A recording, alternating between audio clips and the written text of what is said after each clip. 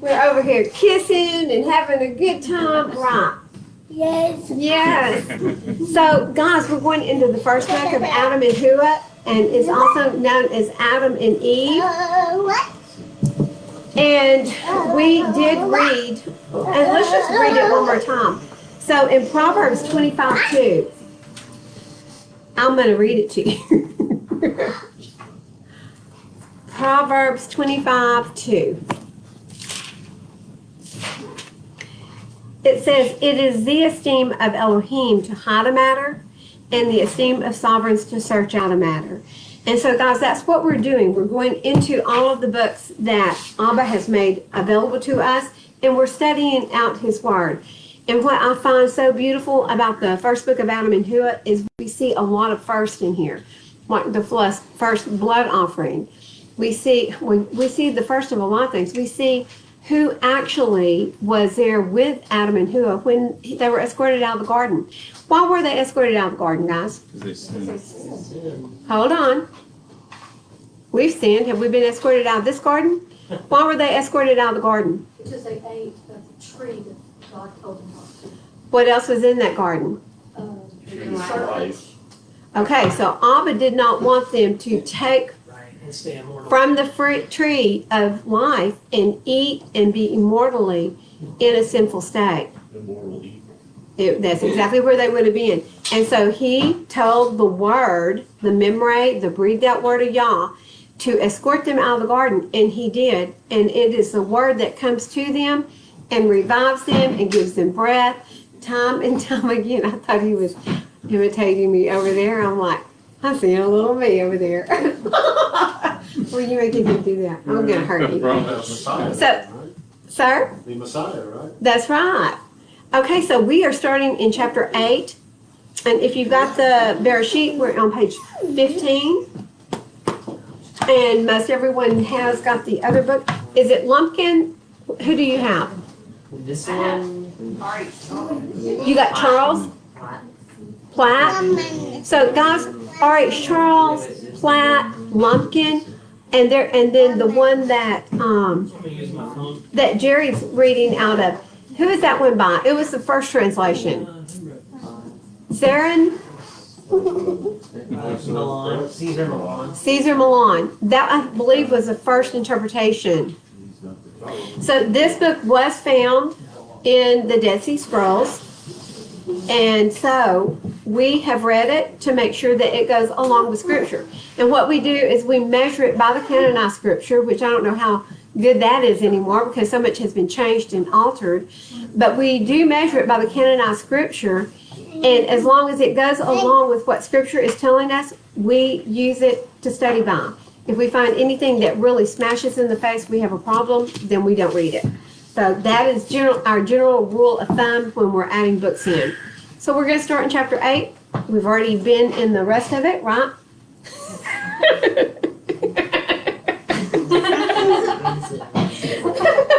I think we're frozen in time. Okay. 8 verse 1. Then Adam cried. So Adam does a lot of crying. Corey mentioned that. He's crying again. Boy. It said, "Oh Elohim, when we lived in the garden and our hearts were lifted up, we saw the angels that sang praises in heaven. But now we cannot see like we used to. No, when we entered the cave, all creation became hidden from us. Then Elohim Yahweh said to Adam, when you were under subjection to me, you had a bright nature within you. And for that reason, could you see things far away?" And so Ashton and Tiffany and a few others, and I have been into the area of the glorification. What exactly does it mean? What exactly were Adam and Hua when they were in the garden? Because you could see them. I mean, they were seeable. They were made of dirt. I mean, we could have called it mud, right? And we'd have been okay. They were made of dirt. And so Bright countenance. they had a very bright I countenance. suspect like the description given of Yeshua HaMashiach when he transfigured before Simon and others when he spoke to Elijah. We're fixing to go there. Okay. So that is exactly what I was thinking. But what's interesting is that they didn't suffer in the kingdom. In the garden, there was no pain, there was no hunger, because they really, I know it says that they took from the tree of knowledge of good and evil, but I don't believe there was a physical eating, because they didn't have digestive tracts. There was nothing beastly about their bodies. So their terminology of eating could have been eating the word. You know, like us devouring his word, studying and reading and just devouring his word. I think it would be more along that line of learning the good from the bad knowledge.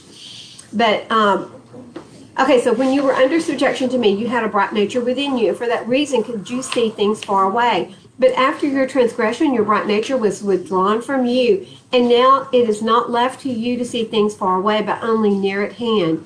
After the ability of the flesh, for it is brutish. So the flesh and the brutishness didn't come until they were outside the garden. So there is a difference, and that's one thing that I have not been able to find what the difference is. There's no physicalness, but yet they're visible. Yeah, for me, it's difficult to think of them only as spirit things for me. It doesn't really logically make sense to me, because he created them from dirt. He said they were of flesh. You know, I think I sent you a text message where I had a couple of thoughts on that. Yes. They walked with Yahuwah, meaning they would have had to have bodies, because the spirit would need to walk and float. And then there's other things as well. And so you think of the angels and the fact that they do physical things. And all of the others. And he took a rib from the flesh, and he made woman. And they were naked and they were unashamed. So there's a lot of references to me that suggest they were flesh. So that's why I think when you think of it in the transfiguration, and you could even get into some millennial kingdom stuff here where we receive our immortal raiment. Because when you get to that point, you begin to think about, well, what is a millennial reign? Well, if we're going to tend the garden of God, it speaks of all sorts of things we'll be doing. But what is the garden of Yah? I mean, so the things that we understand, earthly things like my garden, it needs to be hoed, it needs to be weeded, it needs to be watered. This doesn't think have weeds. Yeah, I don't think his will have weeds, and I think that it's more. I do see it more of a spiritual thing than a physical. Yet there's a physical sense to it. So yeah, I'll give one more example. We're going to keep looking. I think Second Baruch, or I don't recall if it was Second Baruch or if it was in Second Esdras. I think it was Second Baruch. It's referred to the manna of the angels, and you will have the manna of the angels. Well, if the Israelites were eating manna to sustain themselves, and it's referred to as the manna of the angels, well, what are the angels doing with that? Well, is it the knowledge of the angels? Could it be I'm the? not sure. So we know that they're not brutish. We know they're not beastly, because literally Adam and Eve have never put any physical food in their mouths, period, because their bodies couldn't digest it. Does that make sense? And we're going to see that as we go through this book. But they're brutish, and so they haven't got the digestive tracts. Yes, ma'am. So why would they say in here then, God created, From all these trees okay, you so may eat, when but the not Lord of God the made tree. the earth and the heavens, neither wild pests nor rains were going on earth, for the Lord had not yet sent rain over the earth.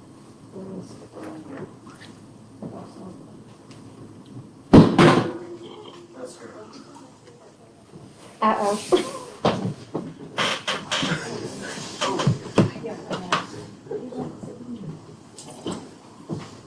Yeah, I think definitely needs more study. Yeah, this is going to be a really interesting study, along with the calendar issue.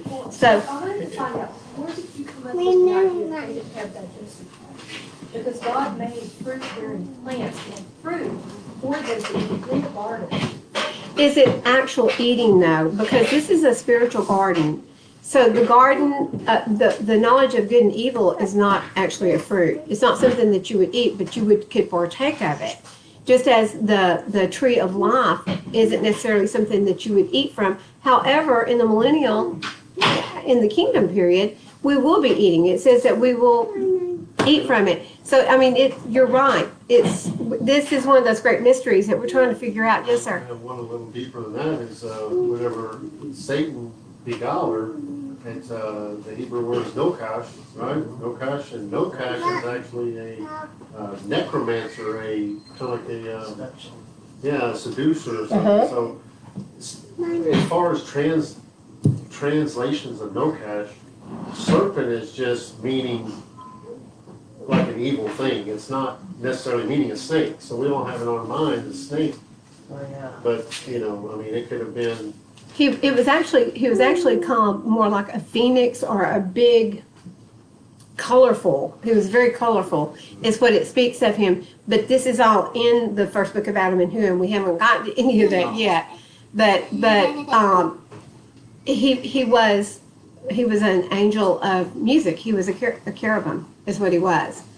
But he was beautiful, but the thing is that the spirits can use any physical form, and that's what basically happened, because the snake was not a snake before. Abba said, you'll now crawl on your belly and you'll lick the dust. So he became legless. I don't know what he was prior to that, but Hasatan used him to seduce Eve into partaking of the knowledge of good and evil.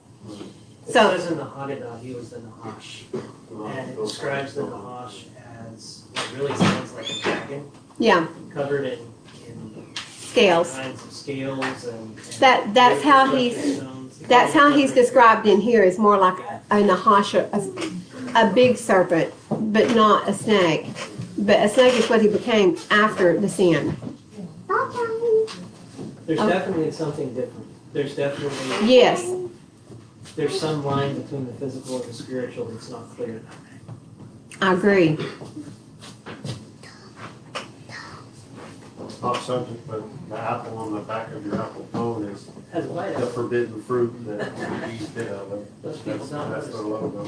Yeah. Yeah, they do everything they can to entice us, don't they? Still everything.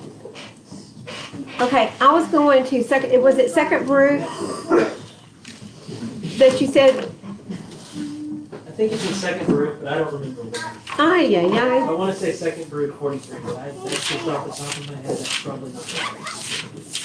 I'm gonna go look for it. There's also another point in which one of the watchers is named.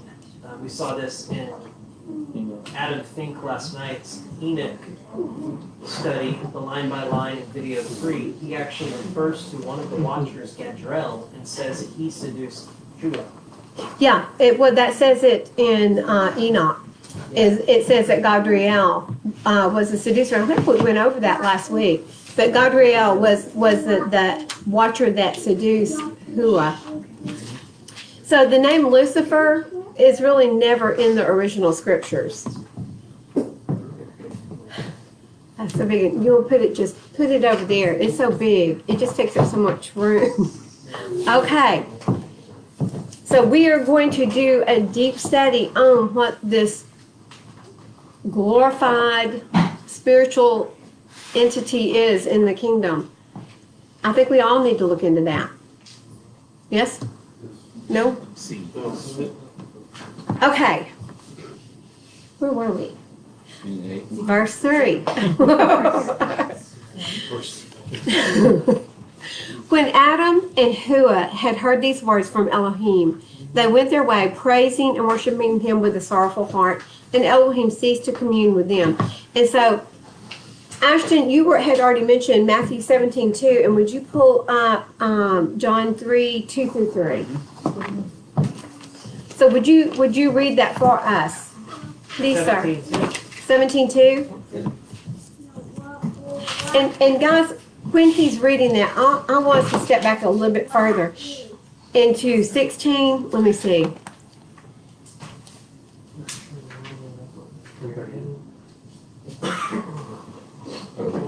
If you step back into 16 to 25 and start at 25 and then read through 7. 16:25. Uh-huh. For whosoever will save his life shall lose it, and whosoever will lose his life for my sake shall find it. For what is a man profited if he shall gain the whole world and lose his own soul? Or what shall a man give in exchange for his soul? For the Son of Adam shall come in the glory of his Father with his angels, and then he shall reward every man according to his works. What? Wait, what'd you just say? He'll reward every man according to his works. So there's going to be a rewarding according to your, Yes. that ugly 5-letter word, works. Works. Law of Works. process. We don't need any works, right? Works, okay? Amen, I say unto you, there be some standing here which shall not taste of death until they see the Son of Adam coming in his kingdom. And after 6 days, Yahusha takes Kepha, Yaakov, and Yochanan, his brother, and brings them up into a high mountain apart. And he was transfigured before them, and his face did shine as the sun, and his raiment was white as the light. And behold, there appeared unto them Moshe and Eliyahu talking with him. Then answered Kepha and said unto Yahusha, Adonai, it is good for us to be here. If you will, let us make here 3 kukah, or sukkah, Booths. booths. I'm sorry. So was this at Sukkot? Yes. Okay. So we see that Yahweh, excuse me, Yahusha says that the Son of Man will come in his reign, and if those that are with them right then will not taste death until they see this. The word "and" is a waw. It's the vav. It's connecting, and it's literally part of the sentence before. And so, in addition to, truly I say to you, there are some standing here who shall not taste death at all until they see the Son of Adam coming in his reign, and after 6 days. So the first verse in 17 is literally connected to the last verse in 16. And so here's where we have that transformation, and they saw it. So many people say, well, he's telling them that until they see Yahusha coming back the second time, No. somebody's not going to die. That's not what it's saying. He's saying what he says. They just saw him in his glory. Right. John 3:2-3. Right? John 3, yes. John 3:2-3. This one came to Yahusha by night and said to him, Rabbi, we know that you are a teacher come from Elohim. For no one is able to do these signs you do if Elohim is not with him.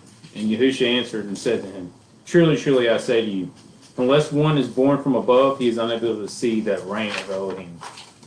Unless you're born from above, what does Yahusha say? No one has seen the Father except who? Yahusha. The Son. No one's seen him.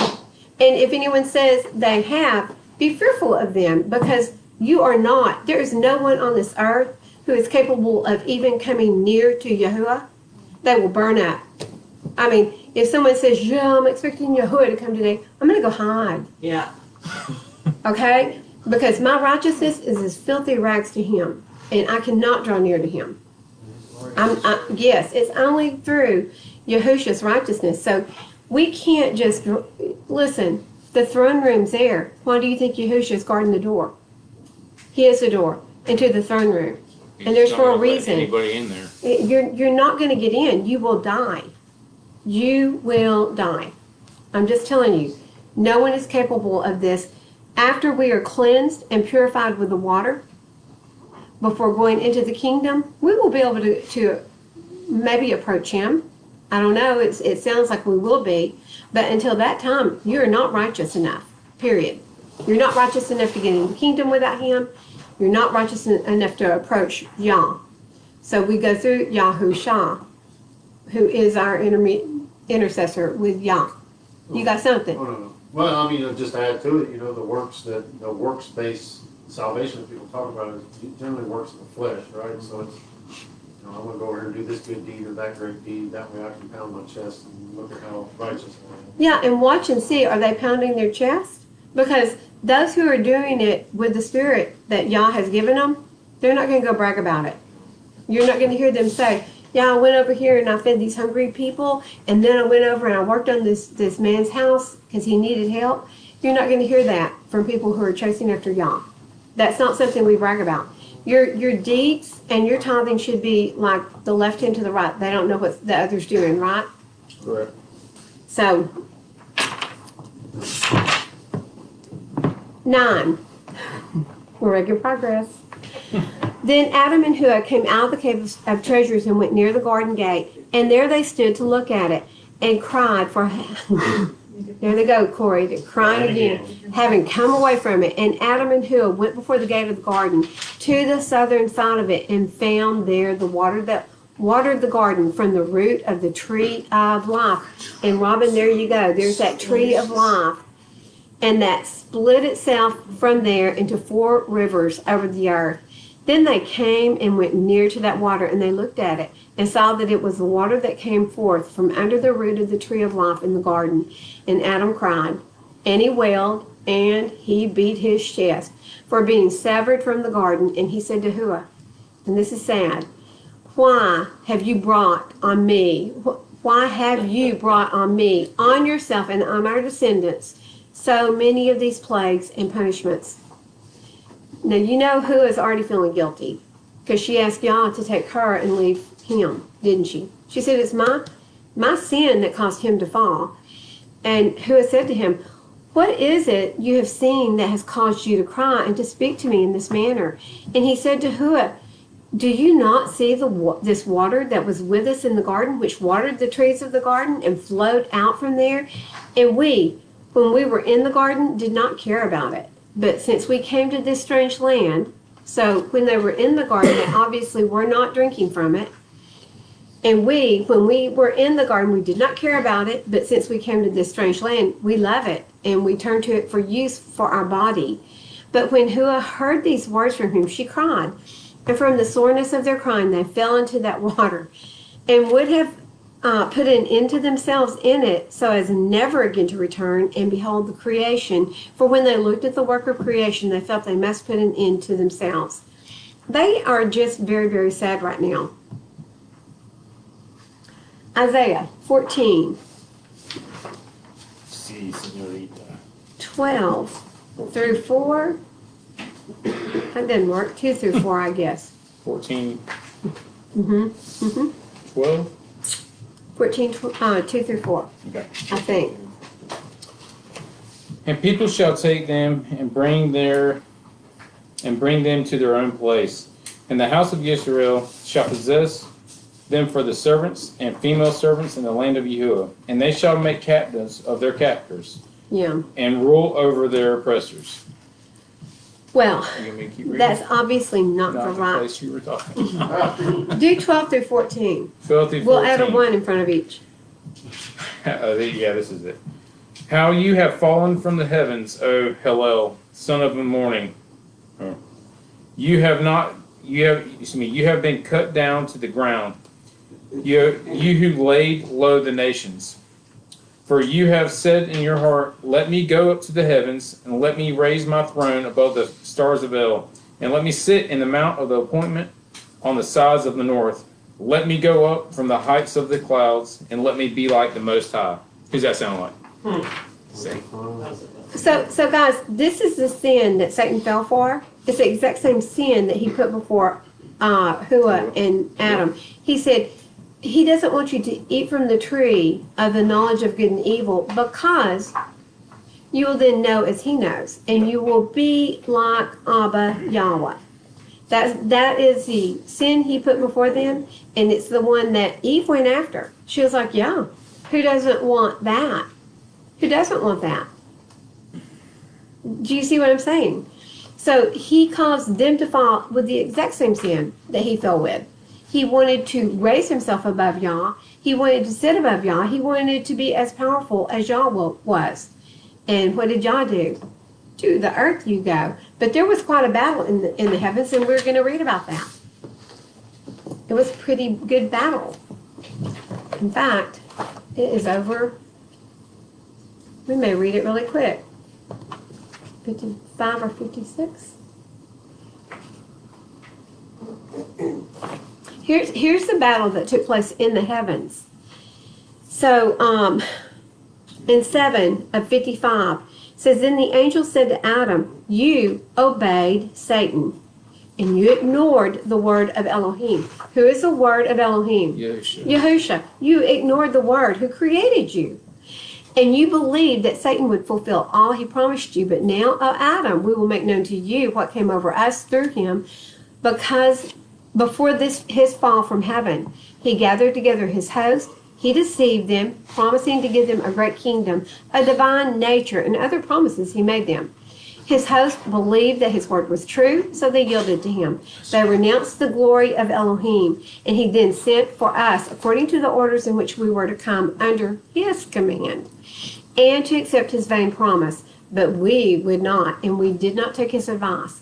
And then after he had fought with Elohim, Satan fought with Elohim and had dealt forwardly with him. He gathered together his host, and he made war with us. And if it had not been for Elohim's strength that was with us, we could not have prevailed against him to hurl him from heaven. But when he fell from among us, there was great joy in heaven because of his going down from us. For if he had remained in heaven, nothing, not even one angel, would have remained in it. But Elohim, in his mercy, drove him from among us to this dark earth. For he himself had become darkness and a worker of unrighteousness. And he has continued, O Adam, to make war against you until he tricked you and made you come out of the garden to this strange land where all these trials have come to you. The exact same thing. And what is it always? It's generally that type of power that people fall for, isn't it? I'm just saying, some things never ever change, do they? First thing Hasatan did was take Messiah up on the temple and say, see all this? It's mine, I'll give it to you. Just worship me. That's right. The exact same thing, Ashton. Good point.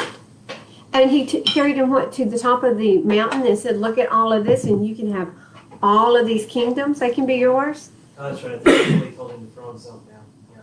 Oh, that's right. The mountain is where he told him that everything's yours. Yeah, you can. And why should we think it's any different today with these powers that be and the powers in charge, the rulers and the powers and the spiritual matters and that wicked tongue-tied, but you know what I'm talking about, the Ephesians verse. 6:12 through 18. Yes, thank you, 6:12 through 18. I don't think It's principalities that we're fighting against today. Yeah, so these people that rule the world today, they're taken by Hasatan and they said yes to the offer. There is so much that is hidden from our eyes. I think we would almost feel hopeless except for him if we knew everything that we have been lied to about. That's right. Thank you. I needed a little confirmation there. I was looking at Sherry was just laughing. She laughed at me. Okay, 10. Did you read? You did. Yes, ma'am. Okay. Then Elohim, merciful and gracious, looked at them, thus lying in the water, and close to death, and sent an angel, who brought them out of the water and laid them on the seashore as dead. And then the angel went up to Elohim, was welcome, and said, "O Elohim, your creatures have breathed their last." Isn't that cute? They're his creatures. It's like your pets have breathed their last breath. I think they're gone. And then Elohim sent his word to Adam and Hua and raised them up from their death. And Adam said, after he was raised, "O Elohim, while we were in the garden, we did not require or care for this water, but since we came to this land, we cannot do without it." And then Elohim said to Adam, "While you were under my command and you were a bright angel, you knew not this water, but now you have transgressed my commandment. You cannot do without water, wherein to wash your body and make it grow, for it is now like that of beast, and is in want of water." And when Adam and Hua heard these words from Elohim, they cried a bitter cry. And Adam entreated Elohim to let him return into the garden and look at it a second time. He's like, "Can I just go back in and look at it for just a brief moment?" We're in chapter 10, verse 8, fixing to be in 8. So he's like, "Can I just go back and take one little old peek?" Abba says, But Elohim said to Adam, "I've made you a promise, and when that promise is fulfilled, I will bring you back into the garden and your righteous descendants." So he and all of his descendants who are righteous. Does it say anything about the unrighteous getting into the garden? No. He said, "I'll bring you and your righteous descendants back into the garden." And Elohim ceased to commune with Adam. So Jeremiah 29:11 through 14. And I need reader. Grant, would you read Ezekiel 36:22 through 28? And Jack, you're next, mister. What do I got? Hosea 4:6, but not yet. Hang on to him. I'll ask you two more times. Okay, Jeremiah what? 29, 11 through 14.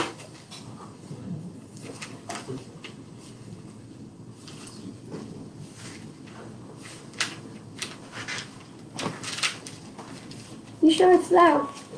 Is that slow? I'm Sure sorry. is. Oh, this is Sherry's. This Yes, is it Sherry's is. verse. Okay. For I know the plans I am planning for you, declares Yahuwah, plans of peace, not of evil, to give you a future and an expectancy. Then you shall call on me, and shall come and pray to me, and I shall listen to you. And you shall seek me, and shall find me, when you search for me with all your heart.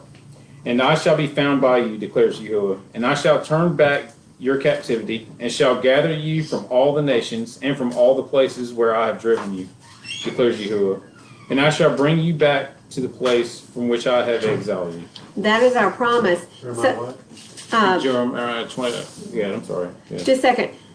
In verse 13, it says, and you shall seek me and find. Me was added. See it italicized? It's an added word. When you search for me with all your heart, you seek and you will find. What are you seeking for? Are you seeking out his word? You're going to find the answers. Okay, and so we've got Ezekiel 36, 22 through 28. Thought you started it. Hi, He did Ezekiel. what? You want me to go over there? 36, 22 to 28. What was it again, Vicky? Ezekiel what? 36. 22 through 28. Don't be so fast, he can't catch that. By the time I write down Ezekiel. 79er. No, I'm joking. Okay, Grant.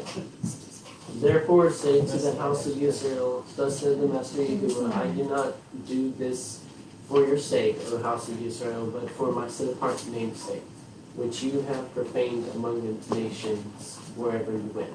And I shall set apart my great name, which has been profaned among the nations, which you have profaned in their midst. And the nations shall know that I am Yahuwah, declares the Master Yahuwah, when I am set apart in you before their eyes. And I shall take you from among the nations, and I shall gather you out of all lands, and I shall bring you into your own land. And I shall sprinkle clean water on you, and you shall be clean from all your filthiness, and from all your idols I cleanse you. And I shall give you a new heart, and put a new spirit within you. And I shall take the heart of stone out of your flesh, and I shall give you a heart of flesh, and put my spirit within you, and I shall cause you to walk in shall cause you to walk in my laws, and guard my right rulings, and shall do them. And you shall dwell in the land that I gave to your fathers, and you shall be my people, and I shall be your Lord. Is this millennial talk? Yes. Okay, so why have we thrown the front of the book away? And we're just sticking to the New Testament and specifically to Paul's letters that we've twisted. Huh? It's old. But look at the promises of return. I know it's old, it's boring, but look at the promises of returning us, the house of Israel, back to the promised land. Are y'all having a fun conversation? We're paying. But didn't that happen in 1948? Yeah. He's joking. He's joking. In 1967 too, yeah. I think a bunch of deceivers stole an identity. It is. It's the synagogue of Satan. It is the synagogue of Satan. So guys, the promises, the future, the millennial, all of this talk is in the, what they call the Old Testament. It's in the Tanakh. Where do you get your Torah hope? and the writings of prophets. Yeah, the Torah, the writings, and the prophets, the Tanakh. Okay. We are now in 11:1, and then I will be calling on you. And Kaylin, would you like to read as well? Would you like to read? What verse? James 1:5. So I will yell at y'all when it's time. Ready? What am I reading again? You're not reading anything. I have given it to you. Yeah. Hosea something. 4, 6. Yeah, just get ready. One verse. Clara, would you do me a favor? Would you write down the verses that Jack's to read? And then when he goes, what? Just go, Hosea 4, 6. 6 times before I asked. Oh, look, I have them all wrote down. He should be- Well, it runs in the family. I'm glad to see that. At least they got the chapters under the books. I'm getting that. You're like, which book was that? Okay, a recollection of the glorious days in the garden. So they're fixing to start reminiscing, and that's not going to be good. Chapter 11, verse 1. Then Adam and Hua felt themselves burning with thirst. I want you to listen to the lack of knowledge they have here. Okay, the lack of understanding. They felt themselves burning with thirst and heat and sorrow. And Adam said to Hua, we shall not drink this water, even if we were to die, O Hua. When this water comes into our inner parts, it will increase our punishments and that of our descendants. So both Adam and Hua then went away from the water and drank none of it at all, but came and entered the cave of treasures. Jack, Yeah. would you read Hosea 4, verse 6? You see him? He's like, yes, yes. Which one? Let me have it now. My people are destroyed for lack of the knowledge, because you have rejected the knowledge, I will also reject you, that you shall be no priest to me, seeing you have forgotten the Torah of your Elohim. I will also forget your children. Period. Listen, did you hear? Jack, would you do me a favor? Jack, would you read that one more time? Hosea 4, 6? And Jack, read it really loud. No, that's okay. I want you to read it loud because, guys, I want y'all to hear what he's saying. If you've rejected the Torah, he's going to reject your children. Hosea 4, 6. My people are destroyed for the lack of the knowledge. Because you have rejected the knowledge, I will also reject you, that you shall be no priest to me. Seeing you have forgotten the Torah of Elohim, I will also forget your children. That's Hosea scary. 4:6. That's quite scary. Okay, James 1, verse 5. If any of you lack wisdom, let him ask Elohim, who gives all men liberally, and upbraids not, and it shall be given. And it shall be given. So anything that you're lacking that y'all wants you to have, ask him for it, guys. We have not because we ask not. Why do we ask not? We don't believe he's going to give it to us, do we? We just don't think he's gonna follow through with what he's telling us. But if it's his will and you ask for it, look at Shlomo, Solomon. Look at him. I know. He asked for great wisdom. That's the only thing he asked for. And it brought him that and a lot more. Like 700 wives and 300 concubines and hoy vey. Hoy. Okay. Did he say he loves you? He wants a nap, please. Oh. Okay. So they're refusing to drink the water because they think it's going to turn them into something worse than what they are. So both Adam and Hua then went away from the water, drank none of it, but came into the cave of treasures. But when in it, Adam could not see Hua. He only heard the noise that she made, and neither could she see Adam, but heard the noise he made. And then Adam cried in deep affliction and beat his chest. And he got up and he said to Hua, "Where are you?" And she said to him, "Look, I'm standing. I'm right here. I'm in the darkness." And he said to her, "Remember the bright nature in which we lived?" He cannot forget where they were. When we lived in the garden, oh Hua, remember the glory that rested on us in the garden? Oh Hua, do you remember the trees that overshadowed us in the garden while we moved among them? Oh Hua, remember that while we were in the garden, we knew neither night nor day. Think of the tree of life from below which flowed the water and that shed luster over us. Remember, O Hua, the garden land and the brightness thereof? Think of that garden in which there was no darkness while we lived in it.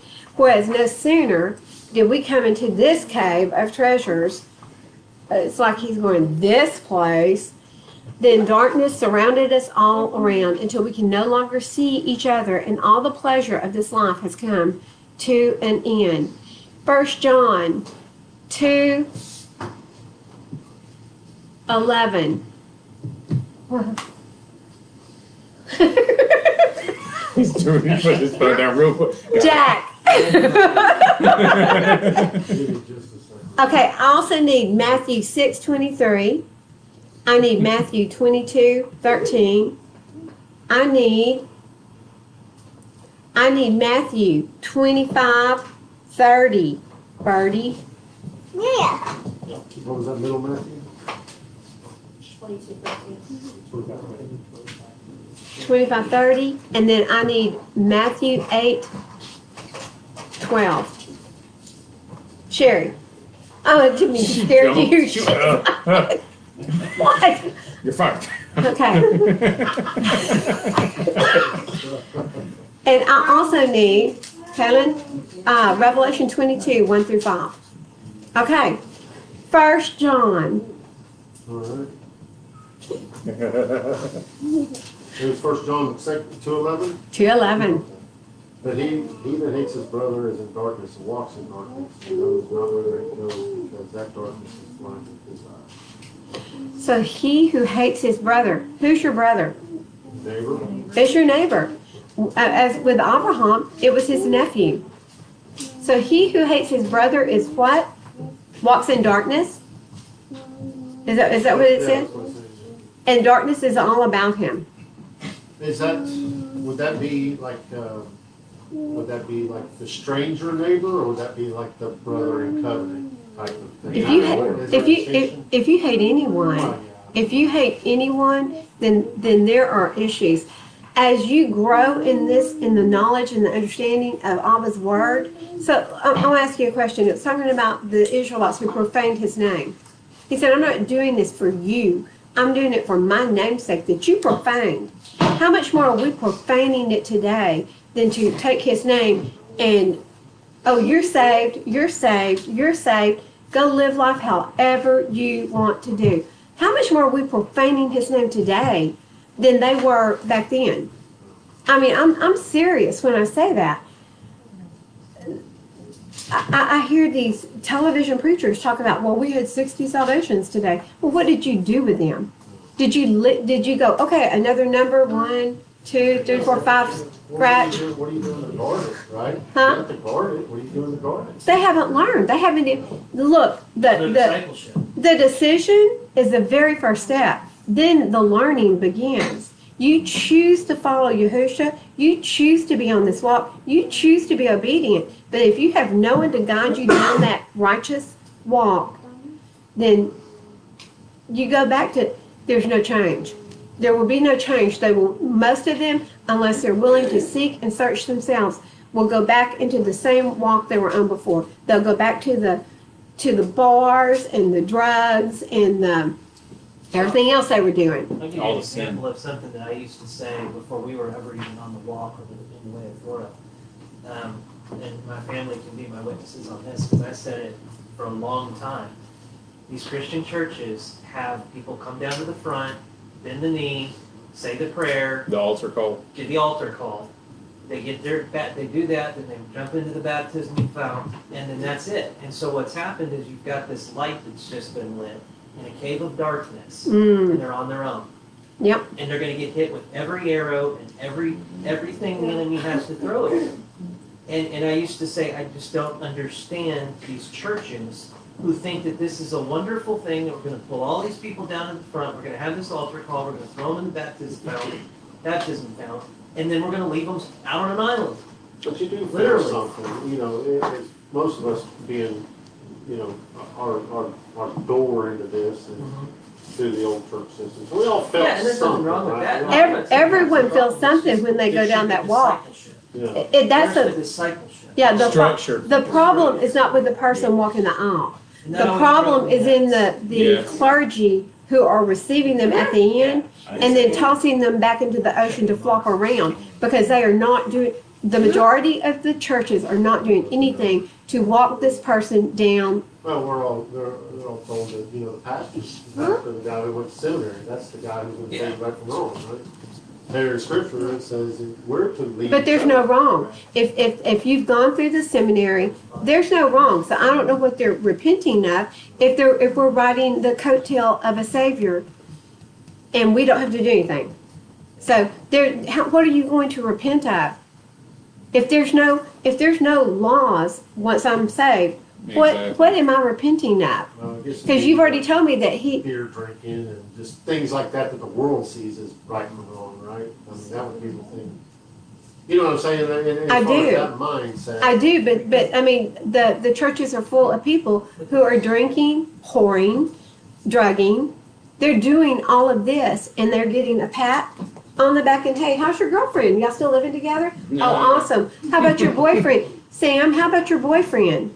Oh, y'all are adopting a baby. That's so special.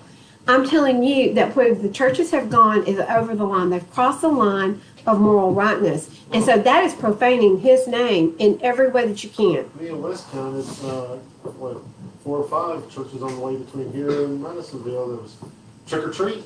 Yeah. You know, Halloween services this week. It's like, oh my goodness, are you kidding me? You know what I mean? Last year, there was a church in this area that had a headless man with gore sitting on their front porch. And I brought that up on the live stream, and it was gone before the weekend. But the point is, what are you doing getting involved in this filth and this darkness? What are you teaching these children? And I wouldn't let my baby go there. Yes, ma'am. My children die for the lack of knowledge. That's it. They do not know God's word. That is it, Robin. That is it. That is the lack of understanding, the lack of knowledge. Hosea 4:6. Yeah, and Hosea 4:6. You can throw that in there, huh?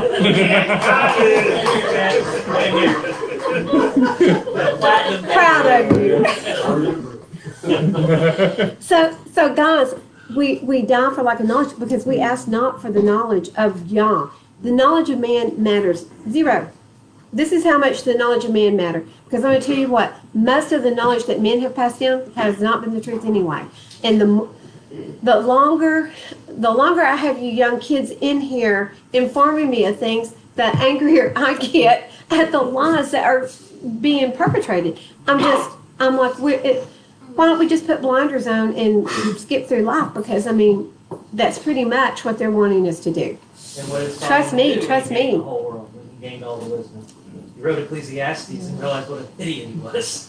Well, how depressing it was, because we gained the whole world and realized that's not where the joy was. But what's amazing is Ecclesiasticus is full of wisdom Yeah, and that's knowledge and understanding. It is beautiful. Did Solomon write that one? I'm not sure. I don't know. Sirach. Oh, you know what? Sirach wrote that. It was written by Sirach. It sure was. I'm sorry, Jerry, you had your hand waving, but your son was so rudely interrupted. You can backhand him. No. Jeremiah 33:3.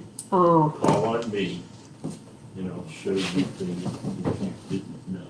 how beautiful is that? Go, Jerry, would you go to that verse and read the whole thing? I'm sorry.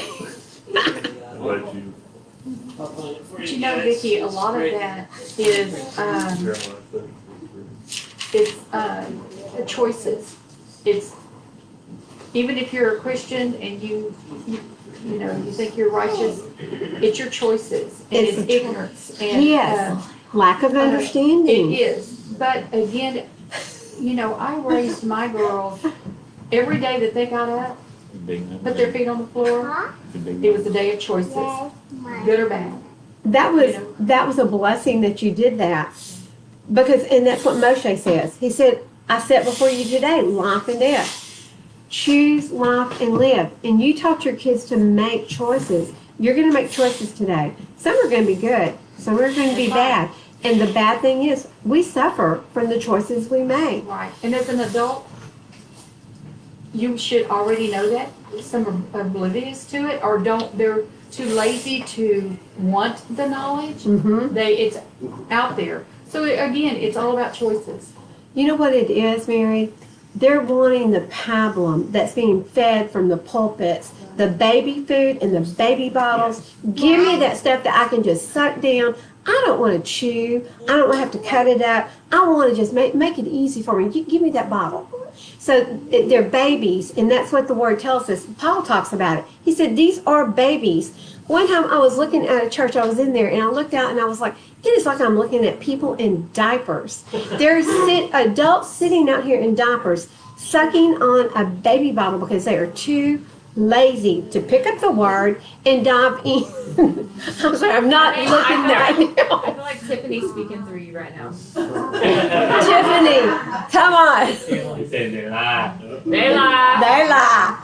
Well, I've used this example probably even here before. There's a billboard that's been up on the side of 287 through Mansfield that's driven me nuts for the last decade. And it says, it's a big church, I don't even know what it's called. She probably remembers. Overcoming faith. It's called Overcoming Faith. That's the name of the church. Overcoming Faith. Now, I know what they meant was, it's an overcoming thing. You're overcome by it. That's not how that works. No, that doesn't sound like what they're talking about. That's not what drives me nuts. What drives me nuts is the big smiling preacher on the billboard, and right next to him it says a positive and uplifting message every Sunday. Oh, that's. Get your baby food. Come get your baby. Come get your Joel Osteen. Listen.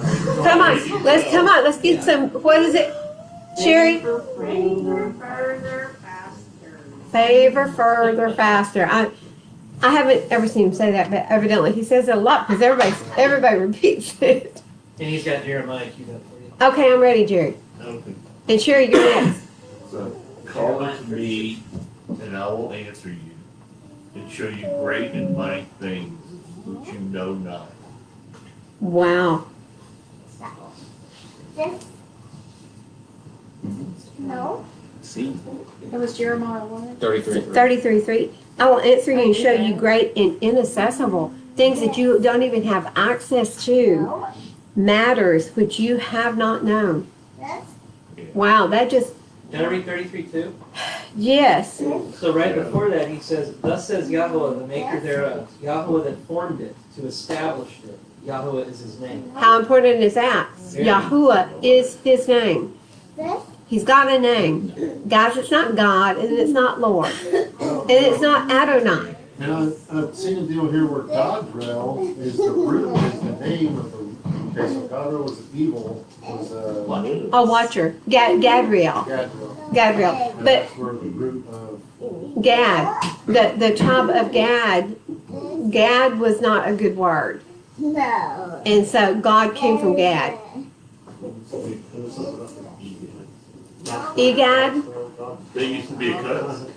Oh, it sure I was. remember my father, my birth, he used that word all the time. Egad. For him, at the time he was born, that was cuss. Wow. That I actually remember that too. Sherry.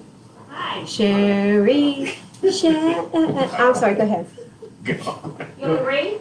Oh, no, you raised your hand. Oh.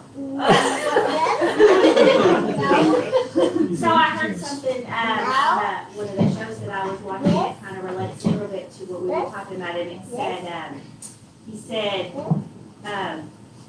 if you walk contrary to me, I'll walk contrary to you. That's exactly what Yah says. Yeah, and it's like a witness, like, oh my gosh. You know what I mean? We have to understand, and we have to come to the complete understanding that Yah is not joking around when he gives us instructions to keep us safe and healthy.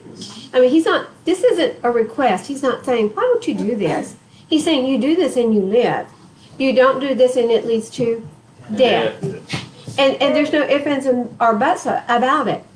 And again, I will say, look about you. How many people do we have out there who are sick? They are sick. They're everywhere. I'm not pointing at you. Okay. I'm not pointing at you either. We've got live entertainment as we're studying, and this comes free of charge, okay? Okay, did we get all those verses? Oh, we haven't. Matthew 6:23. Oh, 6. Wait. You're on 6.3, right? You're 6:23? Okay. Clara. She's 25. So, Oh, wait, she's 2530. yeah. Oh, yeah. 623. Page 926. 926. Oh, you hit him upside down. Oh, it's like, Okay, 6:23.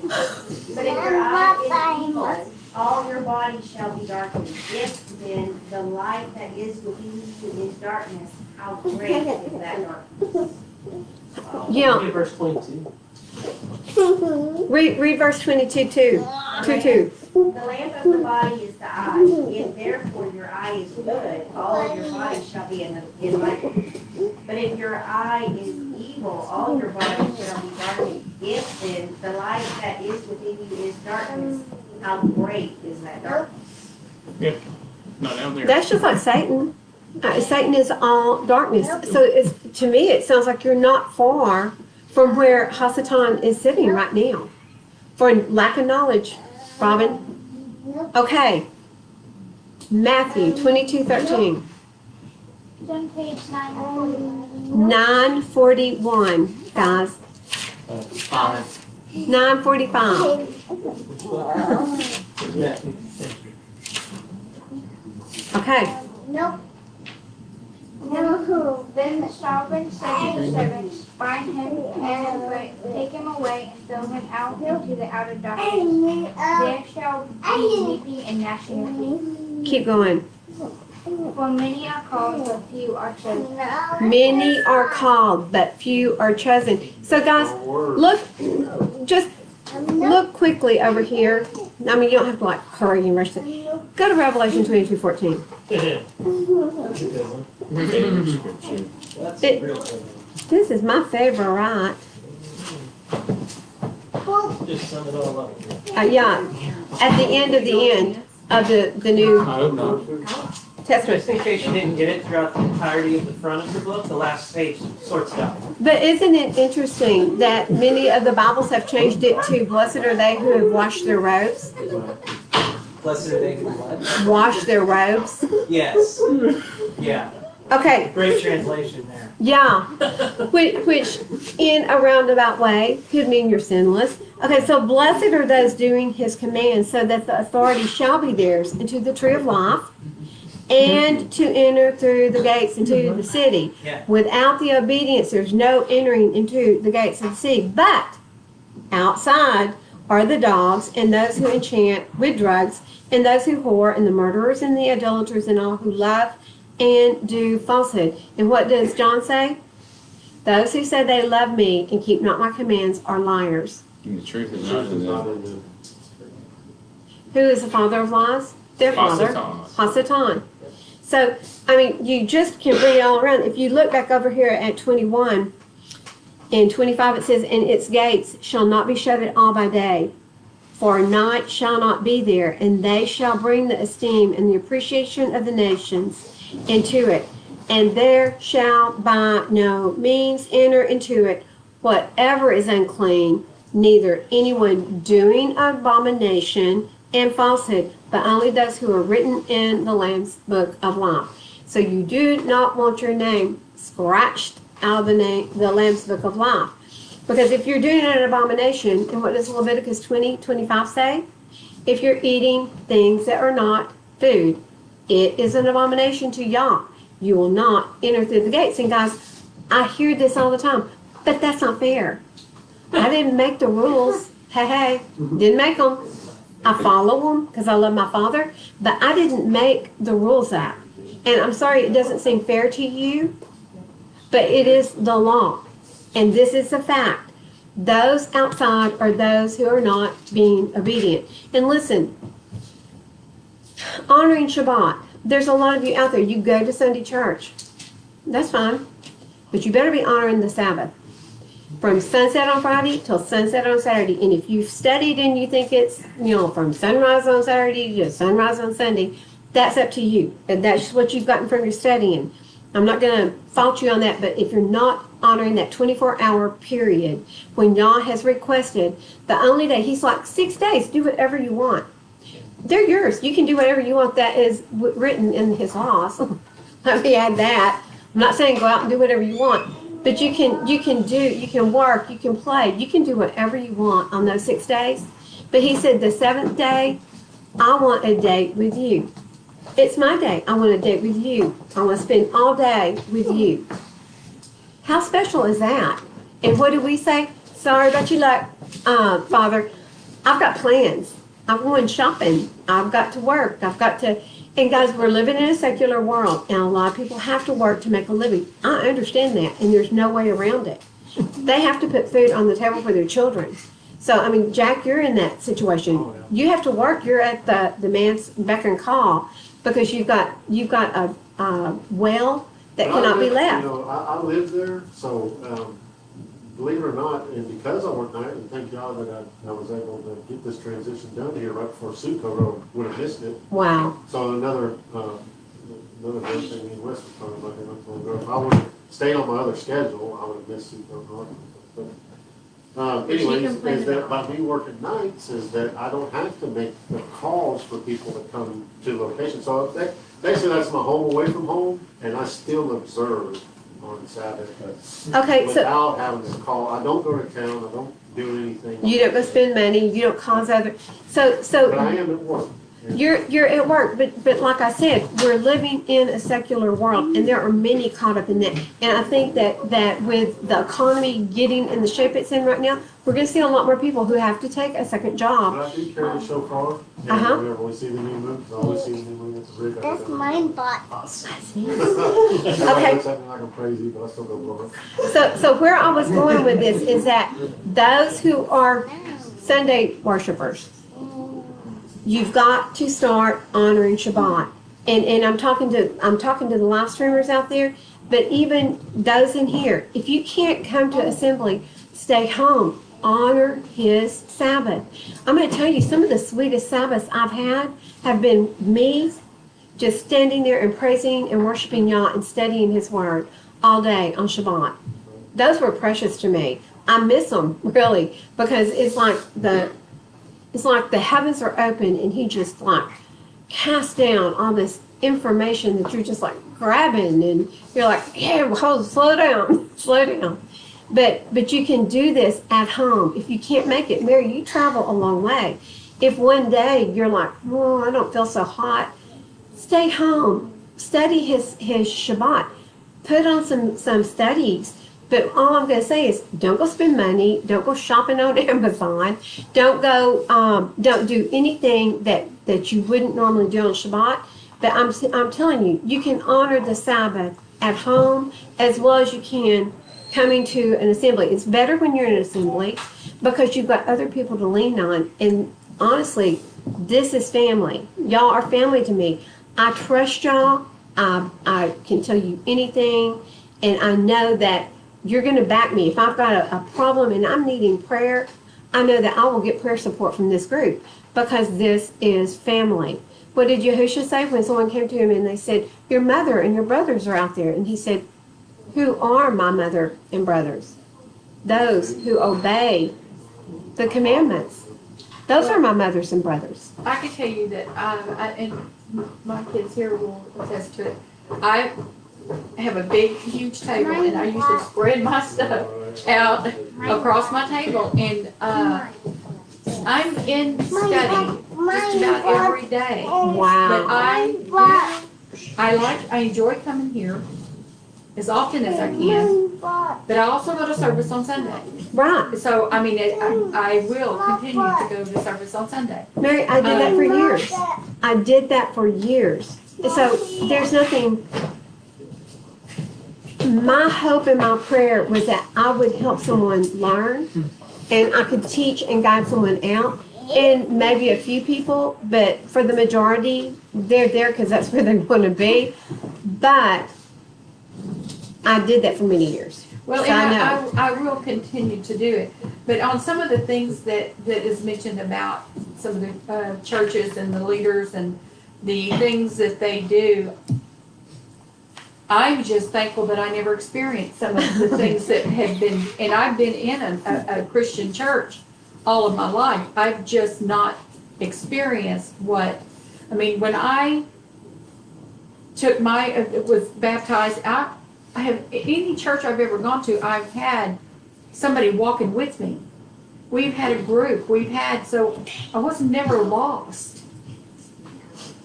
And there's fantastic churches out there. I grew up in a church, but until I lost its way, my parents raised me in a church. That until that church lost its way, long into my adulthood, was a fantastic place, filled with discipleship, filled with incredible teachers, incredible men and women of the Father that, I had wonderful mentors. Well, yeah. Church went a different direction, they found Well, another. and now I've experienced that, where my church, as I grew up and started looking at things with open eyes and the full picture and not just what was in front of me and being taught to me. When you grow up, you see things, you see the big picture of things. And so then I see where the church, That's you. okay, not my church, but the Catholic Church, so to speak, lost its way. That's And me. so I went another direction. Well, life has its seasons, That's you. and I think so do churches and so do bodies. Maybe That's your their shirt. Seasons are seasons of growth. That's my there's shirt. seasons You of do this all day long. There's great renewal sometimes, and sometimes there's great reduction of the harvest. And so I think, and I probably sound incredibly critical of Christian churches, and I can be sometimes, but there's also wonderful things that happen. There's wonderful people that do. I spent all my life in Christian churches. I've only been in Well, this he one for does 6 say, weeks. he does say that for what, if we're talking about all faiths, all religion, whatever one does to worship and glorify me, whatever they do in their little, don't cause them to stumble, because they're glorifying him. Yeah. So whatever it may be, and whatever faith or religion it may be, if they do it wholeheartedly No, to, I don't agree with that. well, that's what it said. Find it.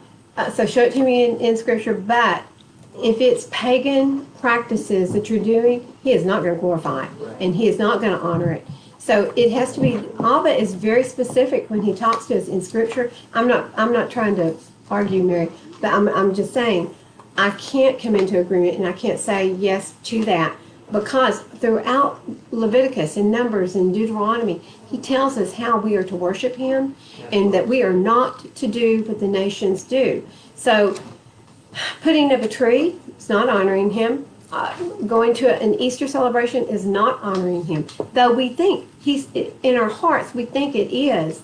But he tells us that our hearts are what? Wicked above all. Wicked above all things. Failure to follow his commandments is lacking the honor.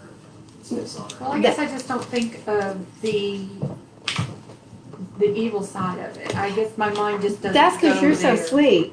I just don't go You're just there, too so I don't sweet. see that happening, really. I see only good things that any faith or church may do to worship and glorify him. I believe that what you're seeing is what I was saying earlier, that I see these people, they're going to Sunday church, they love Abba, they love him, they love the J name, they love him. They worship him and they praise him. They don't understand the fullness of what they don't know, but what they're doing is beautiful to Yah. That is beautiful to him. So I think that is what you're saying, and that's what I see so many people, and that's why I'm like, I can't, my pea brain can't even begin to imagine Abba's grace and mercy that he has for all of us. So those who are chasing after him the best they can, without the understanding that there are rules to be followed, there are commandments to be followed, I think he has got a special place for them. I do.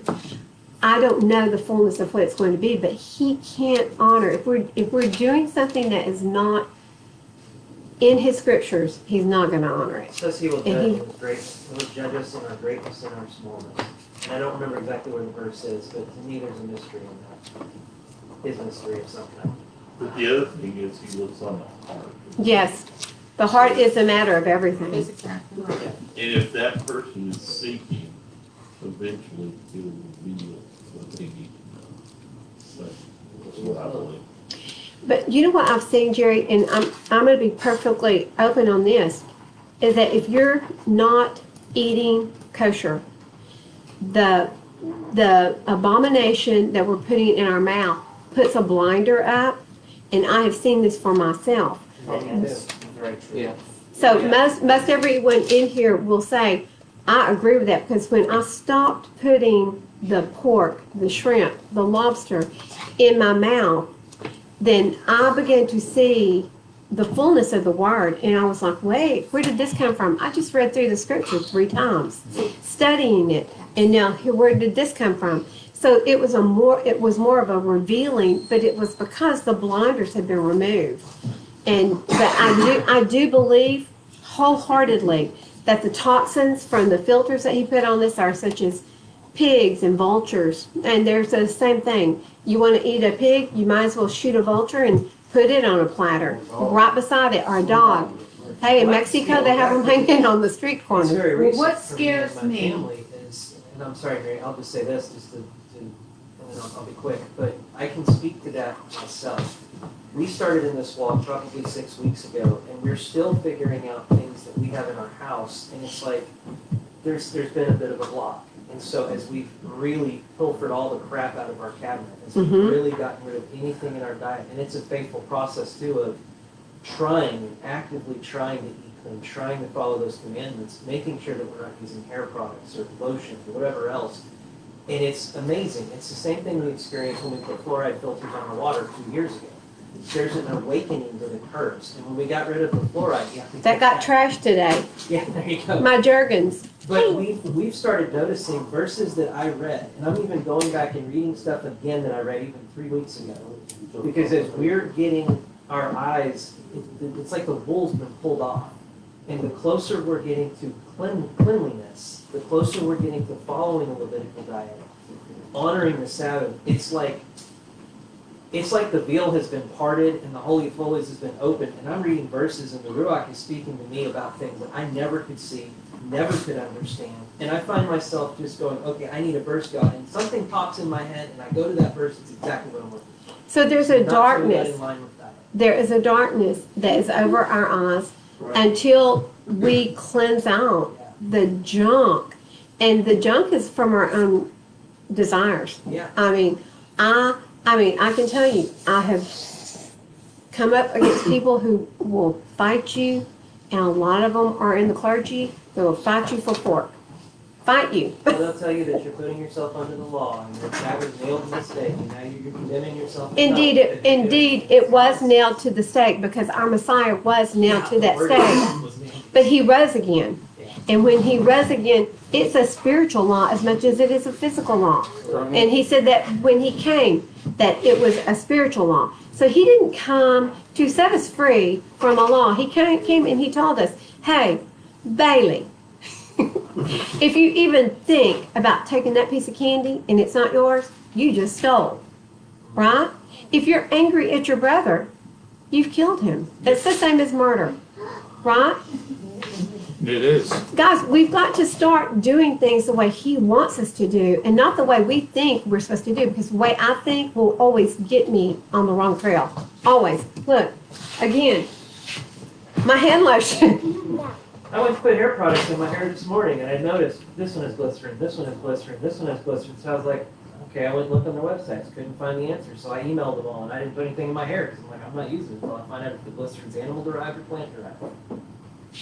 I haven't even started looking at hair products. Oh, no. Thanks, Ashton. Next week, I'm going to be like, ha, We're all gonna be stinking. Let's just this. speak for yourself. So, All have scales on his eyes. And I think we all do, but it's more like onion scales.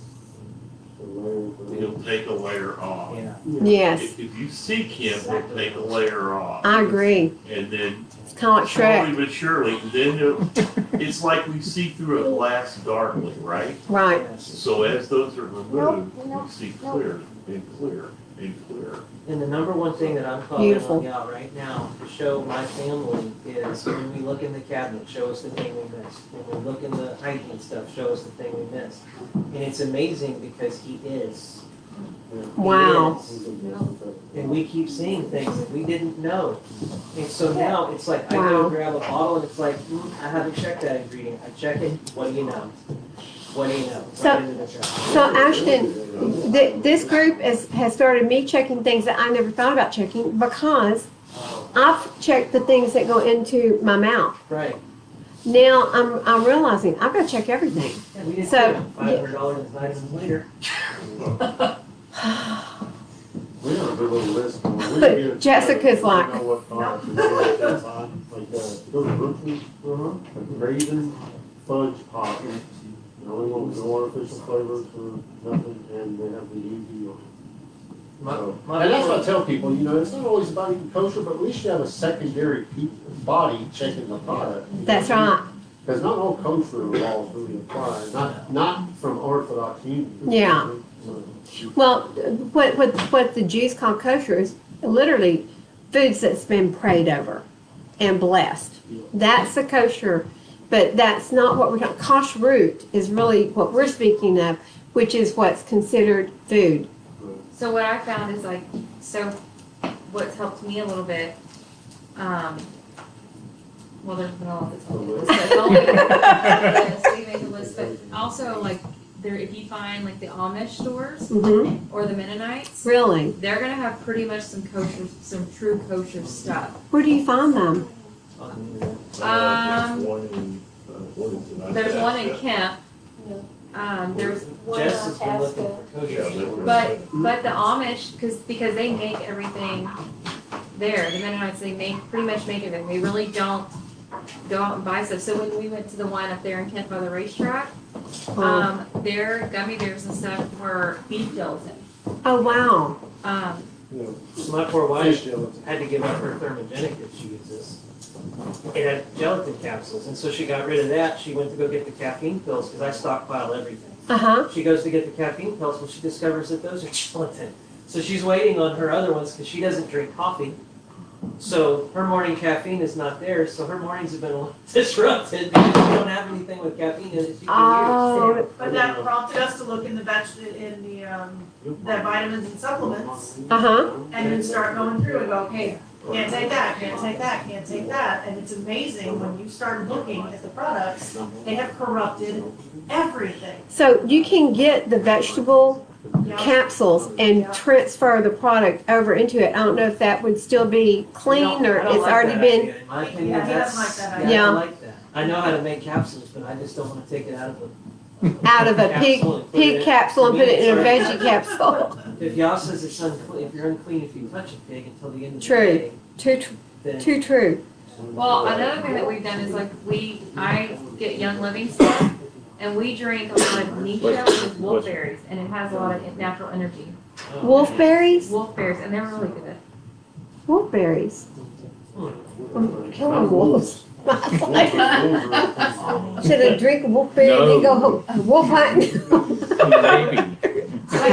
Jessica, I Wolfberry have wine? a packet of the Nisha in my Oh. truck. I'll give you that free leave. Okay, Like thank a you. little bitty too. It's a shot a day. Wow.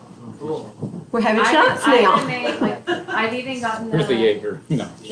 like unsweetened Uh-uh. sparkling water, and I put that in there, and I make a drink that one strawberry bread. Ooh. I'm sorry, I Yum. put us in a huge rabbit hole. My Thanks, fault. Y'all can Ashton. blame me. Oh, we Thank did. you, I mean, Ashton. Sorry. Everybody keep up with a little list of things that come across that's clean and good to eat, we'll all get together. And next time we make s'mores, I'm gonna make homemade marshmallows.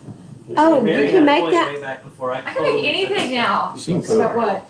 You were gonna make a point earlier, and I don't remember He what said it just real was. quick and. Yeah. Oh, I know what I was gonna say is what scares me is after the Messiah came to us, there was kind of some different set of rules. I mean, and he is not to be, his word is not to be ignored or it, 'cause, and just in some of these chapters, it plainly states. And, Are we on wine? Oh, yeah. You're referring to the, eating unclean. Okay, so it plainly states, hear and understand, not what goes into your mouth defiles a man. Mm-hmm. Oh, But what, what comes out of the mouth defiles the man. Mary, what was that talking about before that? Because it's talking about washing hands. What did the Pharisees just get on? Well, that was defiled too. Well, but no, that's not a law. Washing your hands is no law. It's a law for the Levitical priesthood, but it's not a law for the common people. But Jesus is trying to make a point here. to About them. washing your hands. No, about No. eating. No. He's not going to eat something that's not food. It's Mark- Well, there's Mark like 7. 4 of them. Mark 15, 10. It says, the Pharisees were offended when they were scolded about not washing their hands, but he plainly, do you not understand, is what he says. What goes into the mouth does not defile the man. Okay, so he's specifically talking though about wait, let's read it. Do what? Go ahead. Well, it starts at 8, so you have to start reading it from 7, 15, The 7. whole 8. No, parable, 7, 8, Mark 7, 8. Okay, thank you very much, Robin. all of Mark. All of it. Yeah. All of the whole book? The I whole was chapter. in Matthew. Oh, it's also in Mark. Yes, it's in First Timothy, Colossians, Mark, Acts, Roman, and Matthew. Okay, so the Pharisees and some of the scribes assembled to him, having come from Jerusalem, and seeing some of his taught ones eat bread with defiled, that is, with unwashed hands, they found fault. For the Pharisees and all the Yahudim do not eat unless they wash their hands thoroughly, holding fast the traditions of the elders. And it is a tradition. It is not a law unless you're doing the sacrificial meat. And when you're doing the sacrificial meat, about half of it is eaten. So they have to wash their hands and their feet. Okay. And coming from the marketplace, they do not eat unless they wash. And there are many other traditions which they have received and hold fast. The washing of cups and utensils and copper vessels and couches. And then the Pharisees and scribes asked him, why do your taught ones not walk according to the traditions of the elders that they just got through talking about? The traditions of washing the hands, Attitude law. that they eat bread with unwashed hands. And he answered and said to them, well, did Yeshayahu prophesy concerning you hypocrites? They're making a big deal about unwashed hands, and yet they're not keeping the Which is their Torah. rabbinical tradition, not the Torah. It's the tradition, and there were no rabbis in Scripture. Yeah, it's just that- right. They were never supposed to be called We got rabbis. that from the Talmud. He said, this people, they respect me with their lips, but their heart is far from me. So he does know the heart. And in vain do they worship me, teaching the commands of men. Forsaking the command of Elohim, you hold fast the traditions of men. And he said to them, well, do you set aside the command of Elohim in order to guard, again, your traditions? So the traditions of men nullify the word of Yahweh. For Moshe said, respect your father and mother, and he who curses father and mother, let him be put to death. But you say, if a man says to his father or mother, whatever profit you might have received from me is korban, it's a gift. You no longer let him do any matter at all for his father or mother. And that's what because these the priests were. tradition was you could pay the temple to Right. the money to take care of your parents instead of you actually. doing Well, it. they're still paying the temple. Yeah. It costs you to join a temple today. Big dollars. To take care of your parents. In other words, instead you take care of your parents like commanded in the Torah, you can Still come manage. and. They didn't take care of Yeah, the they parents, though. took care of the They temple. took care of themselves. And he says- So that money, any korban was a gift to the temple, not to the parents. Okay, so here we go. You no longer let him do any matter at all for his father or mother, nullifying the word of Elohim through your tradition, which you have handed down, and many such traditions you do. And calling on the crowd, he said, hear me, everyone, and understand. There is no matter that enters a man from outside, which is able to defile him, but it is what comes out of him that defiles the man. If anyone has ears to hear, let him hear. And he is not speaking about food. This is And the not whole a thing food is too, issue. during this time period, they didn't even deem pig or any of that to where you could eat it. Like that wasn't even like what we're doing now. They Yeah. weren't even eating it. That No. wasn't even considered food. No, it wasn't. Well, it Matthew also 15:20. says, you know, Matthew 15:20. yes, Go ahead, Mary. 10, he also says what all God has created. Every animal he But that's not created. food. It's not food. Leviticus 11 describes of what's food and what's not food, what's clean and what's not clean. And Abba does not change. And no, the only thing that changed when Yahusha came is that Israel was able to be brought back in because their bridegroom was dead and he was risen anew. And the law just became spiritual. So if you even think about it, you're guilty. Okay, 15:20 of Matthew. Which is to another reason why we're not to eat pig, because it's spiritual. Because we're not physically going to die if we eat pig. You know, we don't physically die, but Well, we can spiritually we will. We can be blinded, Good fine. deaf, of anything that we see or hear. Okay, so this is Matthew 15:20. It says, "These defile a man, but to eat with unwashed hands does not defile the man." And Yahushua went out from there to withdraw to the parts. Let me see. Okay, this is really basically talking about not that which goes into the mouth defiles the man, but that which comes out of the mouth. This defiles the man. Yeah, because you're speaking from your heart. Yep. And then his taught ones came and said to him, "Do you know that the Pharisees stumbled when they heard this word?" But he answering said, "Every plant which my heavenly Father has not planted shall be uprooted. Leave them alone. They are blind leaders of the blind. And if the blind leads the blind, both shall fall into a ditch." And Kepha answering said to him, "Explain this parable to us." Are you, and Yahushua said, "Are you all still so without understanding? Do you understand that whatever enters into the mouth goes into the stomach and is cast out in the sewer? But what comes out of the mouth comes from the heart, and these defile the man. For out of the heart come forth wicked reasonings, murders, adulteries, whorings, thefts, false witnesses, and slanders. These defile the man." So the only thing that was to enter through the mouth was supposed to be food, and the food being defined for as far as meat in what was covered in Leviticus 11 and Deuteronomy 5. And, you know, and the oral tradition was that wherever you ate with burning hands and burning pots, was that you allowed demons to enter into your mouth. That Exactly. was the point of it. That was the whole thought process That was the behind why they thought kept process. doing it That's why the so. Pharisees said, "Why are they sitting there eating with unclean hands and burning pots?" And Yahushua said, you know, forget your oral tradition. Wow. I'll give you another example. I did not know that. My study this Yes. morning was in Exodus, and so I was reading in Exodus when it talks about not having leaven in your house during Passover. And so I'm like, okay, well, are they referring to yeast? No, they're not referring to having yeast in your house. They're referring to having leavened bread. Leaven is also sin. And so when you actually look at what the rabbinical tradition is, what the tradition of man is, it is the most absurd insanity I've ever heard of. Yep. So they'll clean out their refrigerator. They'll scour the refrigerator inside and out. They'll clean the kitchen inside and out. They'll scrub the stove. They will literally take the silverware and they will heat it up until it is like glowing red. And they'll put it one at a time in a pot of water and then take it out because nothing can touch leaven. And this is all oral tradition. It has nothing to do with Torah. It's the most insane thing I've It ever is. heard of.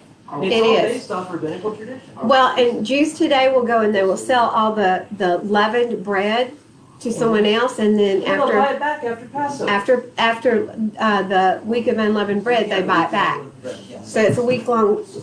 Does that make sense, Mary? No, and that's okay.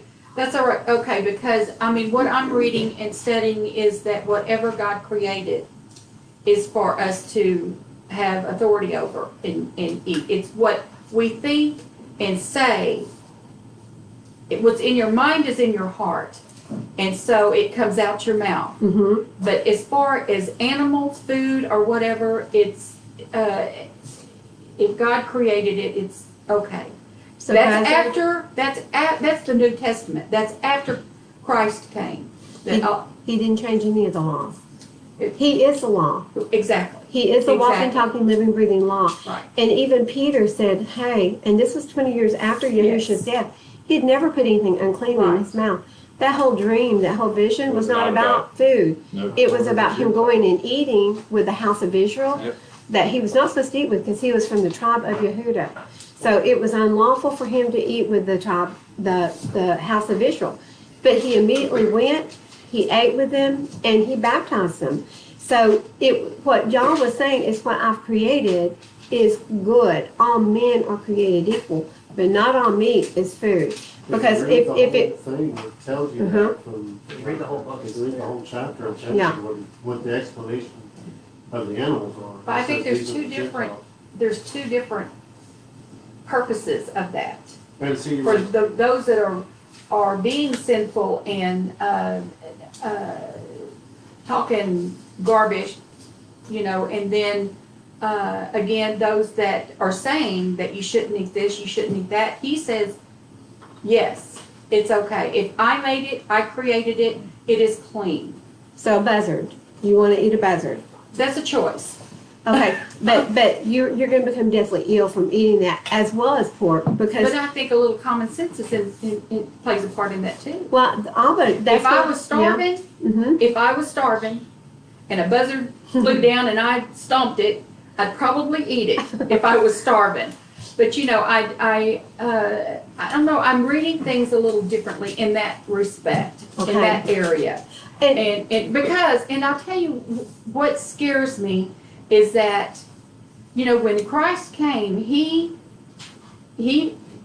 became, like, it's a sin to not go through him to get to God. Absolutely. He's there for us. Mhm. So what he says is what we have to do, is what we have to, our walk. So unless I'm proven differently, and I don't read the same thing y'all are reading into it, as far as that goes. Okay, can I ask you something, Mary?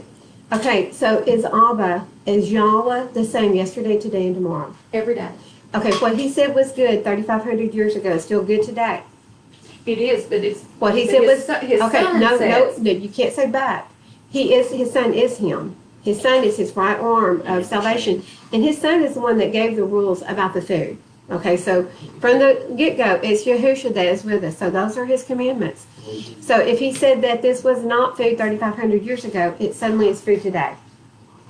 That's what he's saying. That's not what he's saying. That's what I think he's saying. He's saying, see, back when, the law was written, it's just like the apple. He says, don't eat it. Don't eat it. So he said, don't eat these particular animals. He said it. So then after Christ came, it changed. No.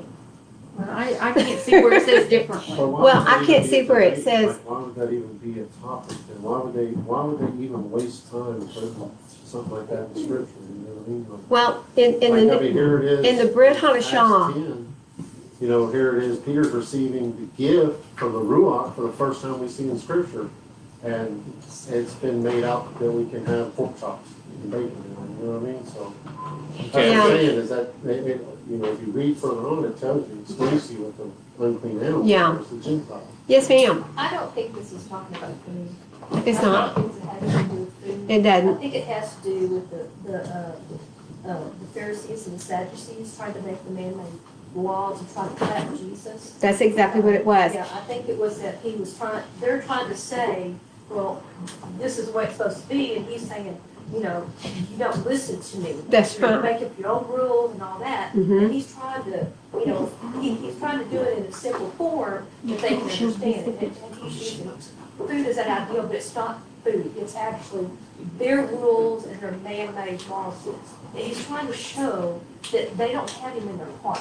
They don't even have the Torah. And that's what he's saying. You're hypocrites. You're Right. coming up with these extra laws. Right. You're not even keeping them, and you're definitely not keeping Torah.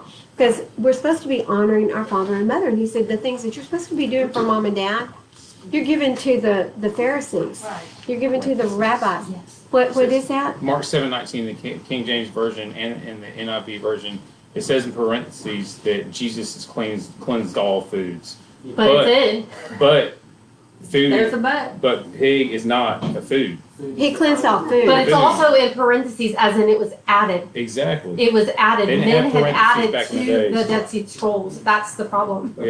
Well, but nowhere in the Brit does anyone ever say that it's okay to eat that which is not included in Deuteronomy or in Leviticus. And the thing is, this was during the time that Yahushua was walking.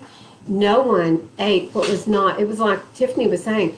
No one ate the things. They wouldn't eat rat and they wouldn't eat mouse or possums. It wasn't even a or, question. It wasn't. That was. Ultimately, it wasn't food. It wasn't Culturally, food. it wasn't food. And so they didn't even look at it. It wasn't a challenge to them because it wasn't food. And when Paul's talking about the meats that are eaten, They're taking he's- it out of the context every time Yeah. they say something about it. they are, but when he's talking about the meats that are offered to idols, he's talking about food meat that has been offered to idols.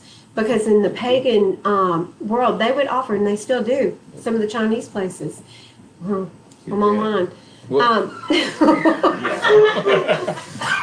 Oops. I'm sorry.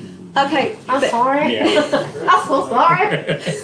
That's actually a great point. That's why Daniel wouldn't eat the king's meat. He asked for vegetables. Yep, Because he wasn't eating the pagan meat. Because Exactly. eating pork and other things they weren't supposed to eat. that's right. That's Plus it specifically had why been he asked for offered to vegetables. God Yes. before they got it.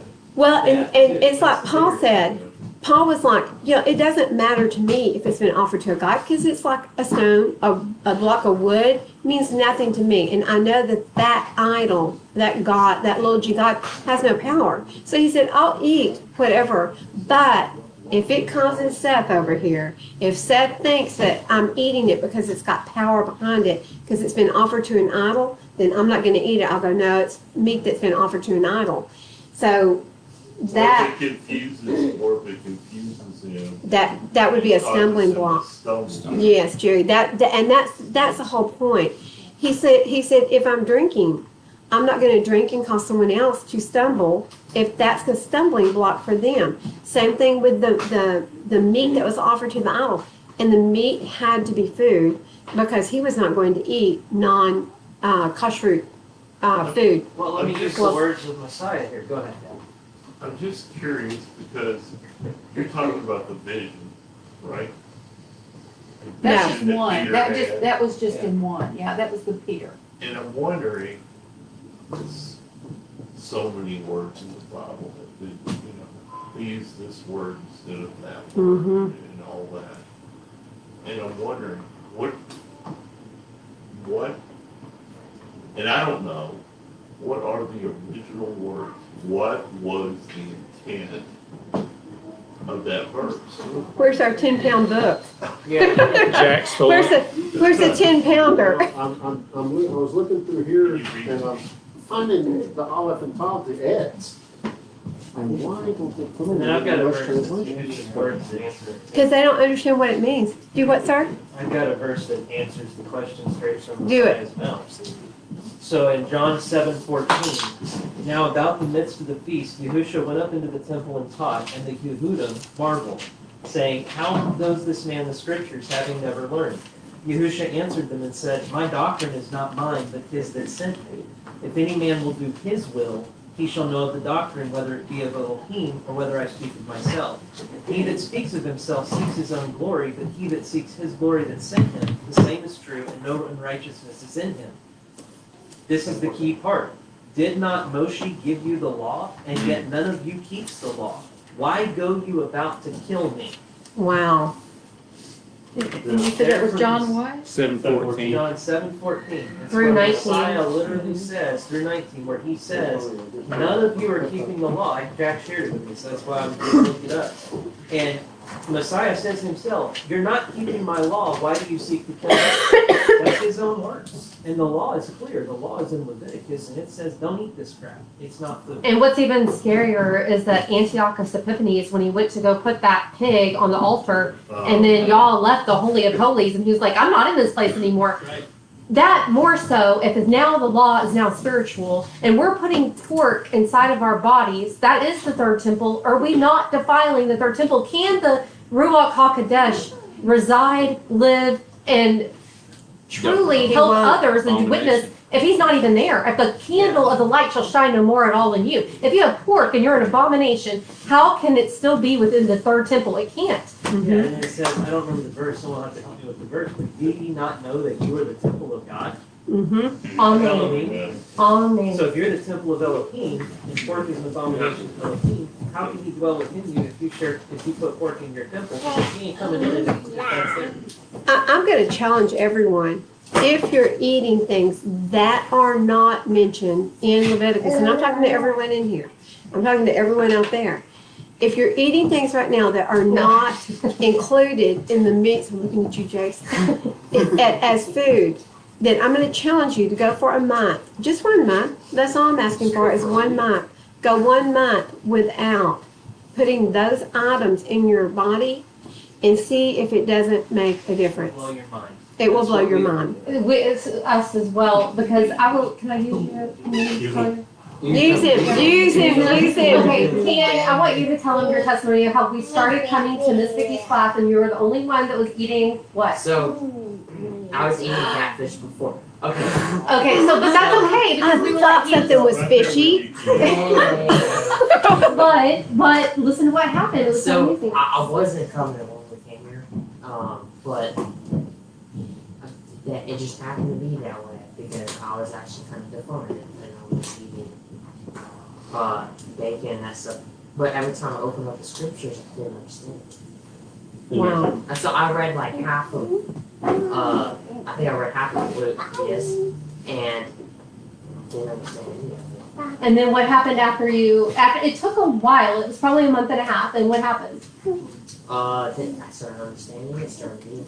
And then he Wow. said, Mom, it's all, he came to me and he was like, I was like, what are you doing? Because it was on his own free time when he could have been on his ham radios. And he even told my dad, he said, I'm going to give up some of my ham radios to you. My dad goes, why? And he said, because the scriptures like came alive. And my dad was like, great. But the most beautiful part was that he understood the scriptures because it had the veil had been removed from his eyes from not eating the pork and the catfish. He restored the Holy of Holies and the Ruach came into him and all of a sudden he could see the scriptures. There. So guys, when y'all brought Israel out of Mitzrayim, how long was it before they came to Sukkot? 40 days? 40 days. So Which should be cleaned of the pagan foods. He had to be clean for 40 days of toxins. He had to purge them of everything they had, otherwise they wouldn't have been clean. They wouldn't have been clean enough to come up to the mountain. So he had to purge the toxins out of them. What were they craving? Oh, we want the meat, the fish that we got when we were living in Egypt. We always want to go back. And I think there's a lesson here too. I think there's a powerful lesson in understanding in those foods themselves. Bacon is delicious. Pork is delicious. Lobster is delicious. Shrimp is delicious. Crab is delicious. Catfish is delicious. Just like Hasatan would love it to be. Yeah. And all of those things are unclean. And so the temptation is there. And it says all throughout these scriptures that God will let you have your temptations. He will let you see the delusion. So it's a choice. He allows the delusions to tempt you to see what's in your heart. So do you want to follow his commands or do you want to follow your own heart? So the nice thing about to eat or not to eat with Jim Staley is he gives the scientific facts on why pork is so bad for the human body. The fat molecules are so small that the human body cannot process them. So Abba gave us these rules to make you live longer, guys. So the fat molecules being unable to be broken down, what happens? They plaque. They plaque up in your arteries. There's a particular viral strain, and it's something 268. It's one of the trichinosis, but 268. Heat doesn't destroy it. So the heat you actually cook at, even if you cook your pork up to 450 degrees, this particular strain of virus survives. I know which one you're talking about. It's something 268. I don't know what it's called.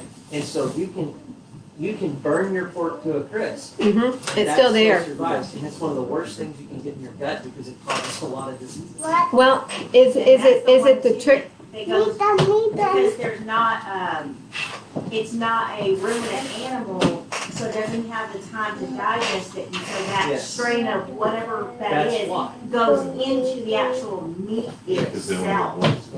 It bleeds into the meat because the animal doesn't have the stomach in order to digest it completely. And so then people turn around and they eat that, and that strain of whatever that is actually in the meat.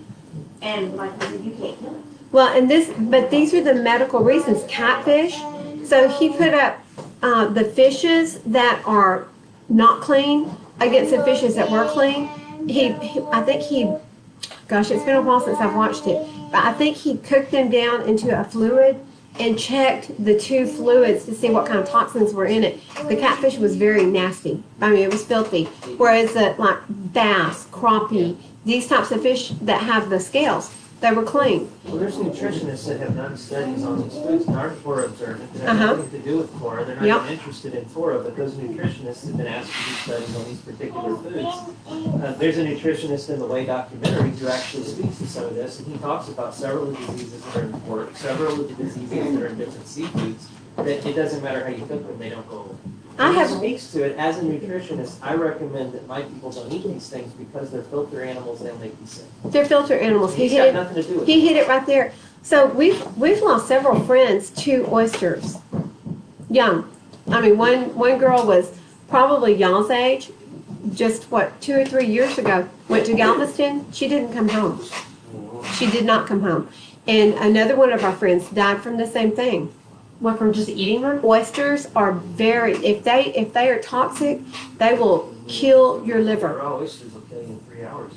Well, Yes. at that time that report came out, there was a lot of high bacteria in the waters. And so they warned people not to eat oysters, seafood, for that purpose. It was because of the high bacteria at that time. So the oysters itself These are won't filtered. kill you. Yeah, because They're filtered, filters. they're cast They're filtered. Yeah, they're still filters. So, I mean, it's just, so guys, you know that boats dump their johns. They're beasts. They're in a lot of the waters. So, I mean, what's filtering that is your oysters, it's your shrimp, it's your lobster. So they are the filters for the water. Platform, on a platform of about 600 working people in 12-hour shifts, there is a sewer processing facility on every one of these. And there's, what, 1,000 platforms around the world, give or take, that chop seawater into the sewer and it goes right back out in the ocean. So tell me As long as it's something. diluted, Y'all want to eat that SHIT, and that's what you're doing. And I'm serious when I say that. This is being processed by the critters that are on the bottom of the floor. That's what they're doing. That's what they're there for. The little shrimp swim through there. They filter. They're filters. Abba put them there for a reason. So we're either obedient or we're not. And that's just, and so it's everybody's choice. Everybody gets to choose. Everybody gets to choose. Yep. But I know that there are great benefits from choosing not to eat it, because I've seen it in my own self. I've seen it in friends. We're hearing testimony here that when you stop eating the things that are not food, that your eyes are suddenly like opened. So I'm challenging everyone here, there, everywhere. Stop eating the things that aren't food. And if you're not sure what's not food, go to Leviticus 11 and to, I believe it's Deuteronomy 5. Is that correct? Somebody correct me. I know 11, yes, correct. Is it 11? Deuteronomy, or Oh. Leviticus 11. Deuteronomy 5.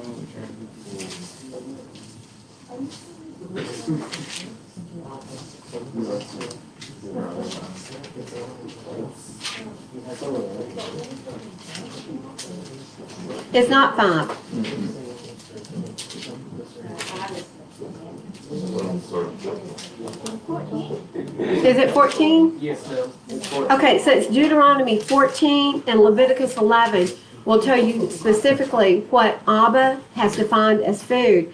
And guys, I'm just telling you that your whole body will change from not putting the junk. But it goes even deeper than that. If it's got glycerin, if it's got, and I didn't even know glycerin was a problem. If it's Even got makeup gel, has it. what is it? Makeup has a lot of. Sorry. Well, I literally stopped wearing makeup. Like, I have a problem with like mascara. Mascara has pig. Well, it has bat poop.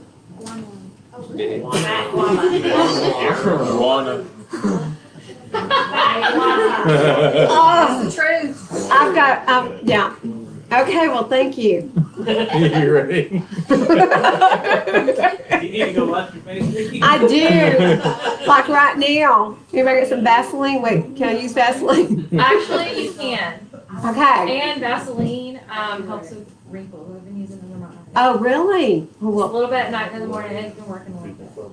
I can tell you look way It's younger. called slugging. Yes, Do I absolutely. look? Yeah, that's what they call it, 'cause you look like a slug when you wear it at night, but it's called slugging. Oh my gosh, so like the whole way here, I was like, oh my gosh, I feel really oily. I'm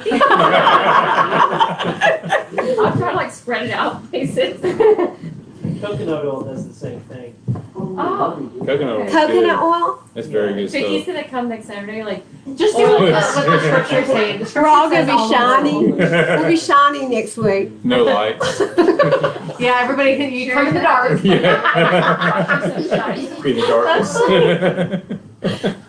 So guys, I think we've, yes ma'am. Well, one thing I want to point out here, if you will honor God with all your heart, with all your soul, and with all your mind, He is going to lead you in paths of righteousness. That's If you correct. seriously want to do that, seek Him, and He will show you the way. That is so true. That is so true. So that's how I found the way to Torah, actually. I mean, and I, my son and I were both looking and seeking and everything else, but I had been screaming at Allah for years, speak to me. Why won't you speak to me? I'm seeking you. I'm telling you, I'm here. I will do whatever you want. I will surrender to you. I will be your slave. Just talk to me. Mm. And it wasn't until I screamed that for I don't know how long that he finally got me on the path of seeking something that led me elsewhere, that took me to a path that just made me stumble across Torah. Wow. I'd never heard of this concept in my life. that's what Jack did too, Never and I heard thought of he was this crazy. before. Mine was a 3-day fast. I got something pressed on me, he said, you want I was truth? Like, it come on me, you want truth, fast for 3 days. And Wow. I fasted for 3 days, and Yeah. I got showed the truth in politics and what's going on, and Literally, we just got married, and I thought he was crazy. I was like, what did I just marry? I've been I always thought I was crazy for the last 20-something years we've been married because I've always been a pattern recognitionist. And not a conspiracy theorist, but a pattern recognitionist. I like that. When I Just 'cause was I really looking like- into some of the different stuff about, okay, well, why has the scripture been manipulated? yeah. That's what got me down the path of, well, what scripture's been manipulated?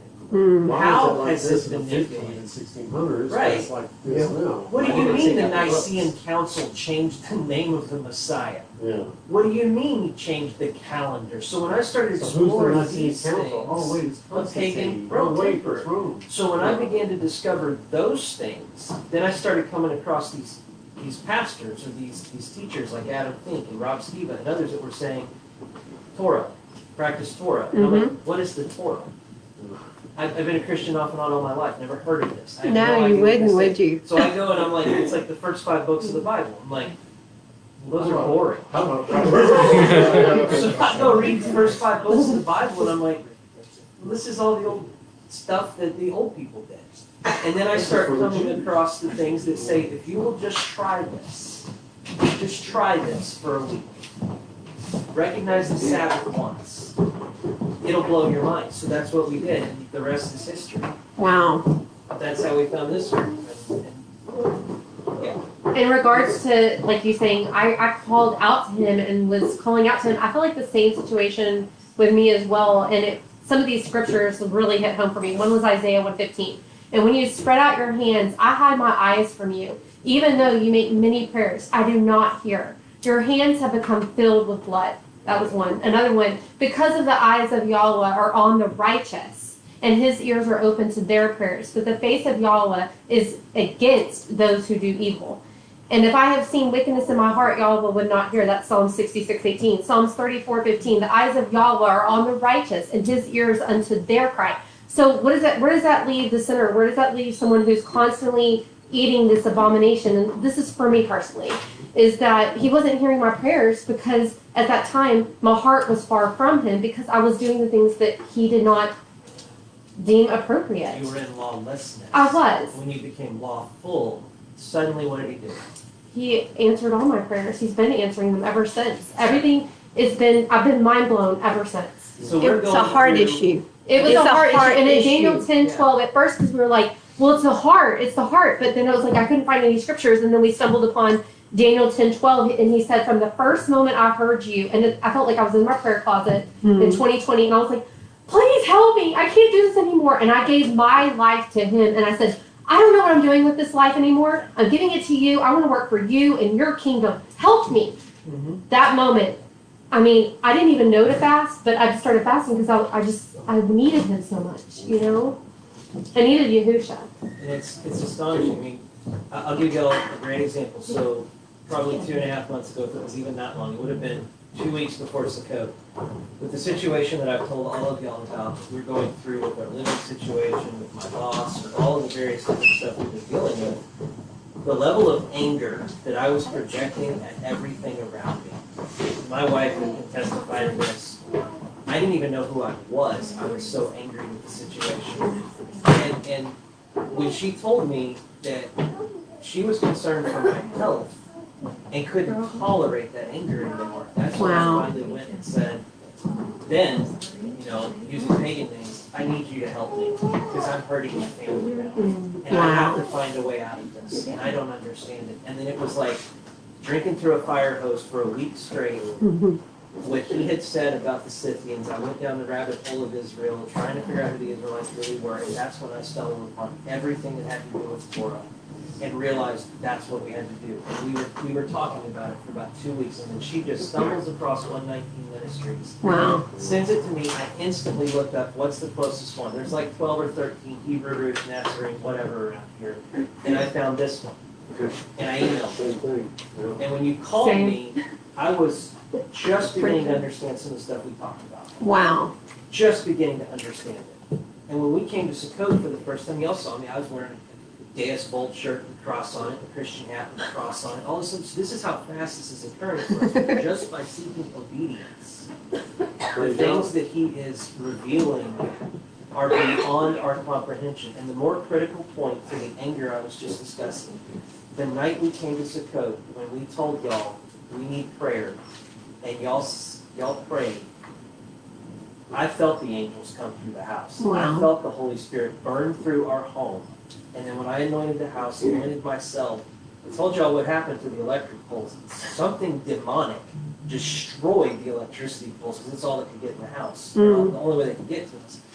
That moment, I broke down as a man with the Ruach filling me, showing me the way, explaining to me Torah, explaining to me everything I needed to understand. And I've been following this ever since.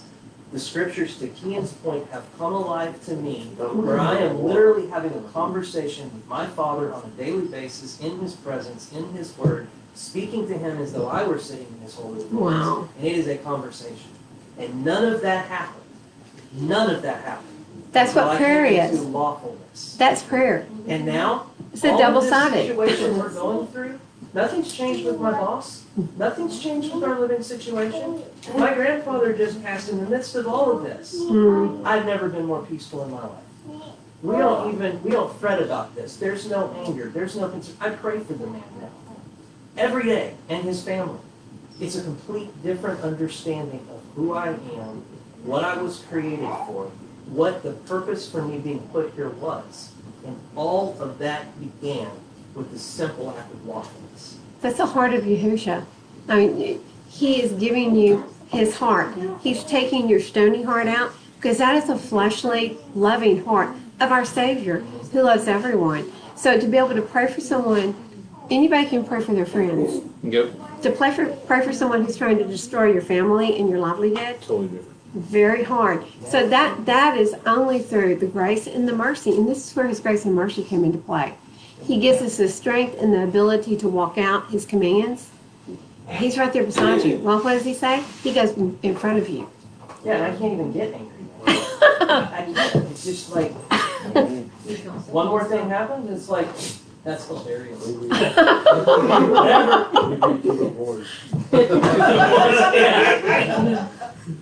I can tell you, I have a 6-year-old, I have an Oxford edition, I have several KJVs in my B's, and none of them look like that. None of them look like that. Yeah. Wow. You know what I mean? Footnotes on footnotes on footnotes and notes and tablets. Cross-referencing. And guys, I'm going to say that you might want to get one book where you put a lot of your notes in, alphabetize it, because you will get to the point where you'll have so many notes that you can't read Show me your scriptures. It might fall apart. No, for real, like, this, she's very truthful under that. All the ink bled. Well, no. That's what happens. It's like an old dog. It's losing all of its hair. But I like to see Bibles like that, worn Bibles. It tells a story of that person, you know, so, in one of my other Bible classes, I look around at everybody's Bible. And I wow. Yeah, I do. And I look at mine and I'm thinking, how many times have I bought a new Bible? I wished I'd never bought a new Bible, you know, because to me, it tells a lot about that person. Yeah. You know, so. Yeah, so to that point, Jessica's father passed last year. And for whatever reason, her mom gave me a Bible. Oh, wow. And it tells the story of the man. It's amazing when you look at it, the leather it's wrapped in. We found some receipts from the church that they went to years and years ago when Caleb was a little boy. The receipts they had to go collect Caleb. From the nursery? Yeah. Oh, It's wow. incredible. You know, and I don't use his Bible as my main Bible, but when you look through it, every page is one. The whole thing has been read. Wow. It's awesome. And See, I love that. I love that. So we That's cool. keep it, it's sitting on my favorite bookshelf where all the good stuff is in the living room. But it's a cool Bible. Yeah. It tells that story. Well, we serve an amazing Father who loves everyone. He loves everyone. He wants everyone. And that's the thing. He wants everyone. Not one person does he choose for them not to be in his kingdom. He wants us all to be there. But we're not all going to be there. We don't choose. We choose poorly. So, Ashton, you want to pray us out? Yeah, absolutely. Abba Yahuwah, we come before you as a body of believers that are seeking you greatly. We're Yes. looking for every truth and mystery that you can reveal to us. We read your word faithfully. We want to understand the things that you have for us. And we want each and every person in this room to understand their personal relationship with you, to have an opportunity to explore and understand everything that is that you want us to see. And we practice your Torah because we believe that you tell us to. And we do these things faithfully because we believe it brings us closer to you. And through the Ruach, you show us that it does bring us closer to you through the things that we can see and the things that you reveal to us. As each and one of us leave here, we ask you to just keep us all safe on our drive home. Put angels at our sides as we go through our week. Help us to remember and be reminded of your words so that we guard our speech and we guard our actions and that we remember we are your witnesses in this world. We ask you to just help all of us remember that through our conduct and through everything that we do for the rest of the week. We ask you for opportunities to share your word with others, and we ask you for the opportunity to be present as witnesses to who you are to other people. Because this is a lost world, Father, and we want to share your good news with everyone that we can. We ask your will to be done in our lives, and we ask that your will to be done in this wicked world with everything that's going on, all the craziness and all the horrors that everyone around the world is trembling right now. We thank you that we're at peace. We thank you that we're simply looking to the eastern sky for Yahushua's return. And so we ask you as we leave this place, we thank you for family. We bless you, we exalt your name, and we ask you to just be with us as we leave. We say these things in the precious name of Yahushua HaMashiach. Amen. Amen. Good prayer. Good prayer. That was beautiful. Shabbat. Shalom. They were listening. Shabbat shalom. We hope the rest of your day, and it doesn't look like there's a whole bunch of it left. Ezekiel. It's beautiful. Amen. Amen.